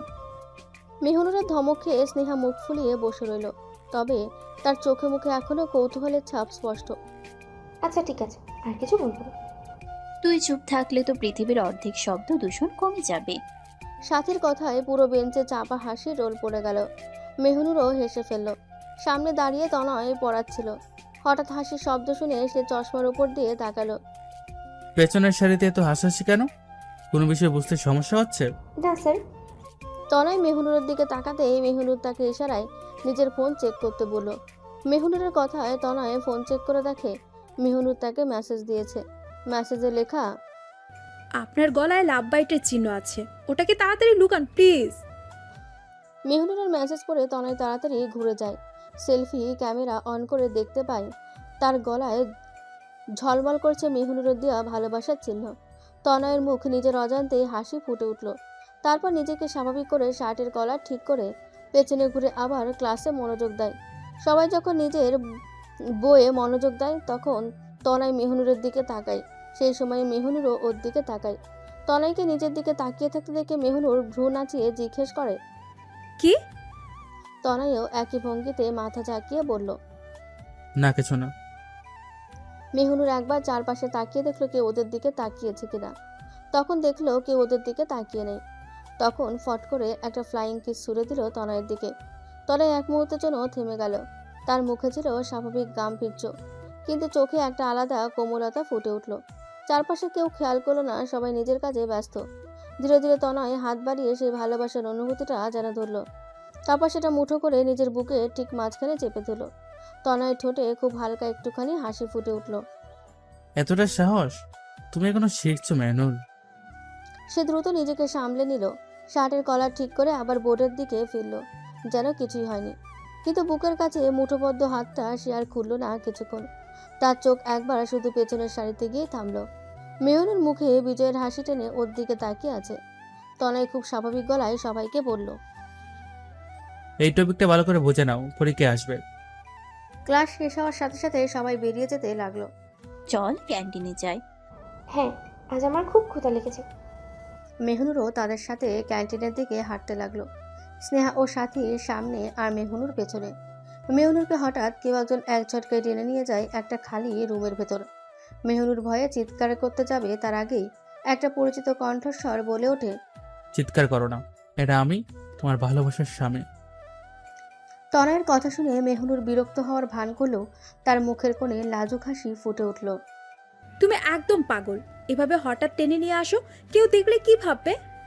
কেউ কিছু ভাববে না, আর দেখলেও বলবো একটা গুরুত্বপূর্ণ একাডেমিক আলোচনা করছিলাম। হ্যাঁ, তোমার সব আলোচনাই খুব গুরুত্বপূর্ণ। তনয় মৃদু হেসে হাত দুটো গুটিয়ে দাঁড়ালো। আচ্ছা, মজাবাদ। তুমি কাজটা মোটো ভালো করোনি। কোন কাজ? এই যে গলায় লাভ বাইট দিয়েছো, তাও তুমি জানিয়েছো বলে রক্ষা হয়েছে, নয়তো আজ পুরো ক্লাস আমার দিকে তাকিয়ে গল্প বানাতো। এত অসাবধান হও কিভাবে? নিজের দিকে একটু খেয়াল রাখা উচিত। ঠিক আছে ম্যাডাম, ভবিষ্যতে খেয়াল রাখবো। তনয়ের মুখে ম্যাডাম শব্দটা শুনে মেহনুর হেসে ফেলল। আমাকে আবার ম্যাডাম ডাকছে কেন? কারণ তুমি তো আমাকে বকাঝকা করছো। আর তুমি এমন কাজ করবে না, তাহলে বকা খেতে হবে না। দুজনেই কিছুক্ষণ একে অপরের দিকে তাকিয়ে রইল। মুহূর্তটা ছিল শান্ত ও স্বস্তির। তনয় আস্তে আস্তে মেহনুরের দিকে ঝুঁকে ওর কপালে চুমু দিতে যায়, কিন্তু ঠিক সেই মুহূর্তেই দরজাটা হঠাৎ করে খুলে গেল। দরজার সামনে দাঁড়িয়ে থাকা পিয়ন প্রথমে কয়েক সেকেন্ড হতভম্ব হয়ে দুজনের দিকে তাকিয়ে রইলেন। তারপর চোখ বড় বড় করে বলে উঠলেন, স্যার আপনি এখানে, আর মেহনুর ম্যাডামও এখানে, এই খালি রুমে কি হচ্ছে? তার উচ্চ স্বরে কথা শুনে মেহনুর ভয়ে এক কদম পিছিয়ে গেল। তনয়ও দ্রুত নিজেকে স্বাভাবিক করার চেষ্টা করলো। না, ব্যাপারটা আসলে। কিন্তু তার কথা শেষ হওয়ার আগেই পিয়ন করিডোরের দিকে তাকিয়ে চিৎকার করে উঠলেন, এদিকে আসেন সবাই, একটা অদ্ভুত ব্যাপার দেখছি। টিচার আর স্টুডেন্ট এক রুমে ধরা পড়েছে। মুহূর্তের মধ্যে আশেপাশের কয়েকজন শিক্ষার্থী সেখানে জড়ো হয়ে গেল। তারপর কয়েকজন থেকে কয়েক ডজন পুরো করিডোরে গুঞ্জন ছড়িয়ে পড়ল। আরে স্যার আর মেহনুর একসাথে এখানে কেন? কিছু হয়েছে নাকি? ওদের ক্লাসের একজন বলল, এই জন্যই তো বলি মেহনু সব সময় ভালো রেজাল্ট করে কিভাবে, এই সব করেই ভালো ফলাফল এনেছে। কি বলিস তোরা? চারপাশে ফিসফাস, কৌতূহলী দৃষ্টি আর নানা ধরনের অনুমানে পরিবেশ ভারী হয়ে উঠল। মেহনুরের হাত পা ঠান্ডা হয়ে আসছে। সে নিচের দিকে তাকিয়ে দাঁড়িয়ে রইল। এদিকে তনয়ের মুখের হাসি সম্পূর্ণ মিলিয়ে গেছে। সে ধীর পায়ে সামনে এগিয়ে এলো। একজন ছাত্র বলল, স্যার ব্যাপারটা কি? পুরো করিডোর তখন নিস্তব্ধ। সবাই তনয়ের উত্তরের অপেক্ষায়। তনয় চারিদিকে একবার তাকালো, তারপর দৃঢ় কণ্ঠে বলল, তোমরা সবাই শান্ত হও, কোনো গুজব ছড়ানোর আগে সত্যিটা জানা উচিত। তার গম্ভীর কণ্ঠ শুনে মুহূর্তের মধ্যে চারপাশে চুপ হয়ে গেল। আমি কারো কাছে জবাবদিহি করতে বাধ্য নই, তবে যেহেতু তোমরা ভুল কিছু ভাবছো, তাই একটা কথা পরিষ্কার করে বলছি। মেহনুরের বুক ধড়পড় করতে লাগলো। তনয় এক মুহূর্ত থেমে মেহনুরের দিকে তাকালো, আর তারপর বলল, মেহনুর আমার জীবনের সবচেয়ে গুরুত্বপূর্ণ মানুষ, আর এই বিষয়ে লুকানোর মতো কিছু নেই। কথাটা শোনার সঙ্গে সঙ্গেই পুরো করিডোরে আবারও গুঞ্জন ছড়িয়ে পড়ল। সবাই বিস্ময়ে একে অপরের মুখের দিকে তাকাতে লাগলো, আর মেহনুর অবাক হয়ে তনয়ের দিকে তাকিয়ে রইল। মেহনুর আমার স্ত্রী, কোনো স্বামী স্ত্রী এক রুমে একসাথে থাকা নিশ্চয়ই কোনো পাপ না। তনয়ের কথার চারপাশে ফিসফিস শব্দ বেড়ে গেল। স্টুডেন্ট, টিচার সবাই একজন আরেকজনের সঙ্গে এই বিষয় নিয়ে কথা বলতে শুরু করলো। তনয় আবার বলল, হ্যাঁ, ব্যক্তিগত জীবন নিয়ে আমি কখনো ক্লাসে কথা বলি না, কিন্তু আজ যে হচ্ছে সেটা আমাদের জন্য অপমান। আমাদের সম্পর্ককে অপবিত্র করা হচ্ছে। আমি বিজনেসম্যান তৌফিক চৌধুরীর ছেলে, আমি নিজেও বিজনেসে ছিলাম। টিচার হওয়ার ইচ্ছে আমার কোনো কালে ছিল না, কিন্তু এই নারীকে ভালোবেসে তাকে পাওয়ার নেশায় এখানে এসেছি। আমি মেহনুরকে ভালোবাসি, এটা পুরো দুনিয়ার সামনে চিৎকার করে বলতেও আমার লজ্জা লাগবে না, কারণ আমি একজনকে ভালোবেসেছি। তার চেয়েও বড় কথা, যাকে ভালোবেসেছি তাকে বিয়ে করেছি। তাই এই সম্পর্ক নিয়ে যারা প্রশ্ন তুলছে তারা যেন একবার বুঝে নেয়, এটা কোনো ভুল নয়, কোনো অন্যায় নয়, এটা আমাদের সিদ্ধান্ত, আমাদের জীবন। সবাই তখন তনয়ের কথায় স্তব্ধ। ঠিক তখনই সেখানে এন্ট্রি নেয় প্রিন্সিপাল স্যার। এসে সবার উদ্দেশ্যে বলল, কি হচ্ছে এখানে? সবাই একসাথে কেন? সেখানে দাঁড়িয়ে থাকা একজন টিচার ওনাকে সব কিছুই খুলে বলে। সব কথা মন দিয়ে শুনে প্রিন্সিপাল স্যার কিছুক্ষণ চুপ করে রইলেন। পুরো করিডোরে তখন পিনপতন নীরবতা। সবাই যেন শ্বাস আটকে অপেক্ষা করছে, এখন কি হবে। প্রিন্সিপাল ধীরে ধীরে সামনে এগিয়ে এলেন। তার চোখে রাগ নয়, বরং এক ধরনের শান্ত দৃঢ়তা।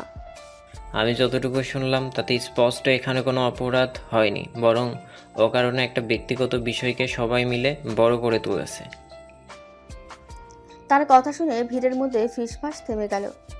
একটা কথা সবাই মনে রাখবে, শিক্ষক হোক বা ছাত্র, ব্যক্তিগত জীবন সবারই আছে, সেটাকে সম্মান করা শিখতে হবে। আর সবচেয়ে গুরুত্বপূর্ণ কথা, ভিত্তিহীন গুজব ছড়ানো শৃঙ্খলা ভঙ্গের শামিল। আমি চাই না ভবিষ্যতে এমন কিছু আবার ঘটুক। তার কণ্ঠে এমন দৃঢ়তা ছিল যে সবাই মাথা নিচু করে ফেলল। এখন সবাই যার যার ক্লাসে ফিরে যাও। কথাটা শেষ হতেই ধীরে ধীরে ভিড় ভাঙতে শুরু করলো। করিডোর আবার আগের মতন স্বাভাবিক হতে লাগলো। কেউ কেউ লজ্জায় একে অপরের দিকে তাকাচ্ছিল, কেউ চুপচাপ চলে যাচ্ছিল। মেহনুর এখনো দাঁড়িয়ে আছে এক জায়গায়, তার হাত কাঁপছে, চোখে জল এসে গেছে, কিন্তু সে কিছুই বলছে না। তনয় ধীরে তার পাশে এসে দাঁড়ালো। ভয় পেও না। সবাই কি ভাববে এখন? যারা বুঝবে না তারা কিছু না বুঝে ভাববে, কিন্তু সত্যি বদলাবে না।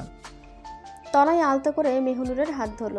প্রিন্সিপাল দূর থেকে একবার তাদের দিকে তাকালেন, তারপর হালকা হাসলেন। তোমরা দুজনই দায়িত্বশীল থেকো আর পড়াশোনায় মন দাও। তনয় মাথা নত করে সম্মান জানালো। জি স্যার। প্রিন্সিপালে চলে যাওয়ার পর পরিবেশ পুরো হালকা হয়ে গেল। রোদটা যেন আবার আগের মতোই নরম লাগতে শুরু করলো। তনয় মেহনুরের দিকে তাকিয়ে একটু হাসলো। যাও ক্লাসে যাও, কোনো কিছু নিয়ে চিন্তা করার দরকার নেই, সব ঠিক হয়ে যাবে। মেহনুর চুপচাপ ক্লাসরুমে চলে যায়, আর তনয় চলে যায় নিজের কেবিনে। মেহনুর রুমে ঢুকতেই ক্লাসে সব ছেলে মেয়ে একদম চুপ হয়ে যায়। মেহনুর ভয় পেতে শুরু করে, ভাবে হয়তো সবাই তাকে অপমান করবে, কিন্তু তাকে অবাক করে দিয়ে সবাই তাকে অভিনন্দন জানান। মেহনুর সব ভয় দূর হয়ে যায়। ও সবাইকে ধন্যবাদ জানিয়ে নিজের বেঞ্চের দিকে যেতেই দেখতে পায় স্নেহা আর সাথী ওর দিকে রাগীভাবে তাকিয়ে আছে। মেহনুর শুকনো ঢোক গিলে প্রশ্ন করলো, কিরে তোরা এভাবে আমার দিকে তাকিয়েছিস কেন? হুম হুম। সাথী কোমরে বাঁধা ঝগড়ার প্রস্তুতি নিয়ে রাগী কণ্ঠে ওকে বলল, আমরা তোর বেস্ট ফ্রেন্ড, অথচ তুই আমাদের থেকে এত বড় কথা কিভাবে লুকালি? পরিস্থিতি এমন ছিল যে কাউকে কিছু বলতে পারিনি। রাগ তোর পরিস্থিতি, তুই আসলে আমাদের ফ্রেন্ড বলে মনেই করিস না, তাই বলিস নাই। আরে বলেনি তাও মেনে নিলাম। আজ সকালেই তনয় স্যারের গলায় দেখে লাভ বাইট দেখে যখন আমি ওকে বললাম, আর স্যার মনে হয় বিয়ে করে ফেলেছে, বউ ভালোবেসে তার গলায় লাভ বাইট দিয়েছে। এখন আমাকে কি ধমকানিটা দিল, আবার কি বললো, ঘরের ভেতরে লাল দাগ দাগ দেখলেই তো লাভ বাইট মনে হয়। এটা অন্য কিছু হতে পারে। ধমক তো দেবে, ওটা তো নিজে দিয়েছে। মেহনুর ওদের সামনে হাত জোর করে বলল, মাপ চাই বোন তোদের কাছে। কি করলে তোরা তোদের মুখ বন্ধ করবি সেটা বল। মুখ বন্ধ করার একটাই উপায়, প্রথমে তুই স্যার আর তোর বিয়ে থেকে আজকের সকাল পর্যন্ত কি ঘটেছে সকল ঘটনা আমাদেরকে বলবি, তারপর আমাদেরকে ট্রিট দিবি, তাহলে ভেবে দেখবো তোর সাথে থাকবো কি না। কি বলিস স্নেহা? এটাতে আমিও একমত। মেহনুর দেখলো আর কোনো উপায় নেই, তখন ও সাথী আর স্নেহা সবকিছুই বলল। যা শুনে স্নেহা গালে হাত দিয়ে বলল, কি রোম্যান্টিক স্টোরি, পুরোই মশালা। স্যার তোকে ভালোবেসে বিজনেসে রেখে ভার্সিটির লেকচারারের জব নিয়েছে, ভাবতেই অবাক লাগে। স্যার তোকে পটালো ভালোবাসার জন্য, আর তুই স্যারকে পটালি রোম্যান্স করার জন্য। ভালো ভালো। মেহনুর, আমার যখন বিয়ে হবে না, তখন তোর ওই ব্যাকলেস স্লিভলেস ব্লাউজটা আমাকে দিস তো, আমি একদিন ওটা পরে আমার হাজবেন্ডের মাথা নষ্ট করে দেবো। স্নেহার কথায় সাথী ওর মাথায় চাটি মেরে বলল, তোর ফকিন্নি, যত সব ফকিন্নি চিন্তা ভাবনা। ওর ব্লাউজ নিয়ে তুই কেন তোর জামাইয়ের মাথা নষ্ট করবি? জামাইয়ের টাকার শাড়ি ব্লাউজ কিনে তার মাথা নষ্ট করবি, বুঝতে পারছিস? ওরা আর কিছু বলার আগে ক্লাসরুমে অন্য টিচার চলে আসে। সবাই চুপ করে ক্লাসে মনোযোগ দেয়। ভার্সিটির দিনের ব্যস্ততা শেষে বিকেলে নরম আলো শহরের রাস্তায় ছড়িয়ে পড়েছে। গাড়ির ভেতরে তনয় স্টিয়ারিং ধরে শান্তভাবে ড্রাইভ করছে, আর পাশের সিটে বসে মেহনুর জানালার বাইরে তাকিয়ে আছে। মেহনুর আজ একটু চুপচাপ, কিন্তু চোখে একটা প্রশান্তি লুকিয়ে আছে। কি ভাবছো তো মন দিয়ে? আজকের ঘটনা মন থেকে সরাতে পারছি না, কি থেকে কি হয়ে গেল। ভয় পেয়েছিলে? সবাই আমাদের পবিত্র সম্পর্কটা নিয়ে আজেবাজে কথা বলছিল।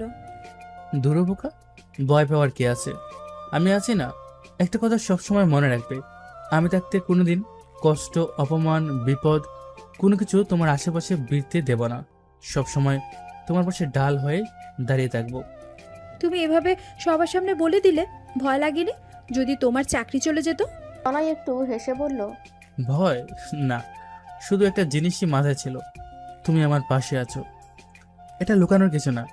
আর রইল চাকরির কথা, আমি তোমাকে কাছে পাওয়ার জন্য এখানে চাকরি নিয়েছি। এখন তোমাকে পেয়ে গেছি, এখন চাকরি থাকলে যা, না থাকলেও তা। ওটা নিয়ে ভয় পাওয়ার কি আছে? তবে যদি কোনো অপশন নাও থাকতো তাহলেও আমি তোমার পাশে দাঁড়াতাম। নিজের চাকরি বাঁচানোর জন্য স্ত্রীকে অপমান হতে দেব এমন কাপুরুষ আমি নই। মেহনুর তনয়ের কাঁধে মাথা রেখে বলল, তুমি সারা জীবন আমাকে এভাবে ভালোবেসে যেও, এ জীবনে আর কিচ্ছু চাই না। বাসবো জান, অনেক বেশি ভালোবাসবো, এত পরিমাণ ভালোবাসবো যে পৃথিবীর সবাই তোমাকে দেখে হিংসে করবে। গাড়িটা ধীরে ধীরে শহরের ব্যস্ত রাস্তা পেরিয়ে এগিয়ে চলেছে। জানালার বাইরে বিকেলের আলো গাঢ় সোনালি হয়ে আসছে। আকাশের এক কোণে হালকা কমলা রং, যেন দিন শেষ হওয়ার আগেই কিছু না বলা গল্প রেখে যাচ্ছে। মেহনুর এখনো তনয়ের কাঁধে মাথা রেখে বসে আছে। গাড়ির ভেতরে নীরবতা আর ইঞ্জিনের মৃদু শব্দ মিলিয়ে একটা শান্ত আবহাওয়া তৈরি হয়েছে। গাড়ি একটা সিগন্যালে থামলো। তনয় হঠাৎ মেহনুরের দিকে তাকালো। শোনো। কি? আজ রাতেও কিন্তু রোমান্স হবে, আমি কিছু শুনবো না, কোনো বারণ মানব না। আয় সজনী, রোমান্স করি দুজন মিলিয়া। ধ্যাত, কি সব বলো না তুমি, আমার কি লজ্জা লাগে না? তনয় হালকা হেসে আবার গাড়ি চালাতে শুরু করলো। সময় অনেকটা এগিয়ে গেছে, 7 বছর কম সময় না। এখনকার সকালটা আর আগের মতো নেই। ঘরের ভেতর খেলনার শব্দ, ছোট পায়ের দৌড় আর হাসির আওয়াজে ভরে আছে পুরো বাসা। তনয় ভার্সিটির চাকরি ছেড়ে দিয়েছে বহুত বছর আগেই। এখন সে শহরের টপ বিজনেসম্যানদের মধ্যে একজন। মেহুনুর পুরোদমে সংসারে মনোযোগ দিয়েছে। 3 বছর আগে ওদের দুজনের ঘর আলো করে এসেছে তাদের আদরের মেয়ে আরিয়া চৌধুরী। মেয়ে আবার বাবা ভক্ত। মেহুনুর কিছু বললে দৌড়িয়ে চলে যায় বাবার কাছে নালিশ করতে। আজকেও তেমন কিছু হয়েছে। আরে এত ছোট ছোট হাতে এক বয়াম আটা সব ফেলে দিয়েছে। এটা দেখে মেহুনুর তাকে ধমক দিয়েছে। মেহুনুর ধমক দিতে দেরি, কিন্তু তার নালিশ করতে যাওয়া দেরি নেই। এক দৌড়ে চলে যায় তাদের রুমে। গিয়ে দেখে তার বাবা এখনো বিছানার ওপর উপুর হয়ে ঘুমিয়ে আছে। আরিয়া বিছানার ওপর উঠে বসে। ছোট ছোট হাতে পিঠে আঘাত করে তনয়কে ডাকে, বাবা উঠো, ও বাবা উঠো না। মেয়ের গলার আওয়াজ পেয়ে তনয় ঘুম ছুটে যায়। সে ঘুরে তাকাতে 3 বছরের ছোট্ট মেয়েটা তার পাশে বসে আছে। মুখের অবস্থা এমন যে এখনই কান্না করে দেবে। ও তাড়াতাড়ি শোয়া থেকে উঠে মেয়েটাকে টেনে কোলে নিয়ে বলল, কি হয়েছে আমার রাজকন্যা, তুমি কান্না করছো কেন? আরিয়া বাবার আদর আরো ঢং করে বলল, আম আম মাম্মা আমাকে বকেছে, মাম্মা আমাকে বকেছে। এত সকাল সকাল তোমার মাম্মা তোমাকে বকেছে কেন? আমি শুধু একটু আটা ফেলে দিছি। একটু আটা ফেলে দেওয়ার জন্য তোমার মাম্মা আমার রাজকন্যাকে বকেছে? চলো আমার সাথে, তোমার বাবা পিটিশ দেব। তনয় আরিয়াকে নিয়ে ধীরে ধীরে রান্নাঘরের দিকে এগিয়ে গেল। ছোট্ট মেয়েটা বাবার কোলে বসে এখনো নাক টানছে, যেন পৃথিবীর সবচেয়ে বড় অন্যায়টা তার সাথে হয়েছে। মেহুনুর চুল বেঁধে রান্নাঘরেই দাঁড়িয়েছিল, হাতে তখনও আটা মাখা। চোখ তুলে তনয়কে দেখতে সে ভ্রুকুচকে বলল, আবার কি নাটক শুরু করেছো তুমি? ওই মেয়েকে আবার মাথায় তুলছো? মাথায় না, কুলে তুলেছি, পার্থক্য আছে ম্যাডাম। আরিয়া যখন দেখলো তার বাবা মেন টপিক থেকে সরে যাচ্ছে, তখনই বাবার গলা জড়ি ধরে আরো জোরে বলল, বাবা মাম্মা বকেছে। ও হ্যাঁ মেহনুর, আমার রাজকন্যাকে বকেছো কেন? তুমি চুপ করো, তুমি জানো না তোমার মেয়ে করেছে। তনয়ের সাথে সাথে ভান করা গম্ভীর মুখে মেয়ের দিকে তাকালো। আমার রাজকন্যা যদি একটু আটা ফেলে দেয় তাহলে সেটা অপরাধ না, সেটা ছোট্ট এক্সপেরিমেন্ট। একটু আটা ফেলেছে? হ্যাঁ, এক্সপেরিমেন্ট করেছে। এক বয়াম আটা ফেলেছে, পুরো রান্নাঘর সাদা করে ফেলেছে। তনয় রান্নাঘরে উকি দিয়ে দেখে পুরো রান্নাঘর আটা দিয়ে সাদা হয়ে গিয়েছে। তনয় মেয়ের কানের কাছে মুখ নিয়ে ফিসফিস করে বলল, আম্মু তো বললে একটু আটা ফেলেছো, কিন্তু এখানে তো দেখছি পুরো আটার সাগর বানিয়ে ফেলেছো। এখন যদি তোমার পক্ষ হয়ে আমি তোমার মাম্মাকে কিছু বলতে চাই, তাহলে তোমার মাম্মা তোমার সাথে সাথে আমাকেও পিঠে সোজা বানিয়ে দেবে। আরিয়া বাবার দিকে তাকিয়ে একটা হাসি দিল, যার অর্থ এবারের মতো বাঁচাও না বাবা, পরবর্তীতে আর এমন করব না। তনয় ধীরে ধীরে মেহুনুরের পাশে এসে দাঁড়ালো। তারপর নিচু গলায় বলল, মেহনুর রাগ করো না, ও তো ছোট, না বুঝে সব করে ফেলেছে। আর তুমি ওকে বেশি প্রশ্রয় দিচ্ছ। প্রশ্রয় না, ভালোবাসা। এই কথাটা বলে সে আরিয়াকে একটু উঁচু করে তুলে বলল, ঠিক আছে আরিয়া, তোমার মাম্মা রাগ করে আছে, এখন আমরা দুজন মিলিয়ে তোমার মাম্মাকে সরি বলবো। আরিয়ার সাথে সাথে মাথা নাড়িয়ে বলল, সরি মাম্মা। মেহুনুরের মুখের রাগটা আর ধরে রাখা গেল না। ঠোঁটের কোণে হাসি চলে এলো। সে হাতের আটা মুছতে মুছতে বলল, তোমরা দুজন একসাথে হলে আমার বিরুদ্ধে দল গঠন করো, তাই না? না ম্যাডাম, এটা দল না, ফ্যামিলি। এই কথা বলতেই রান্নাঘরের ভেতরটা একটু থমথমিয়ে নরম হয়ে গেল।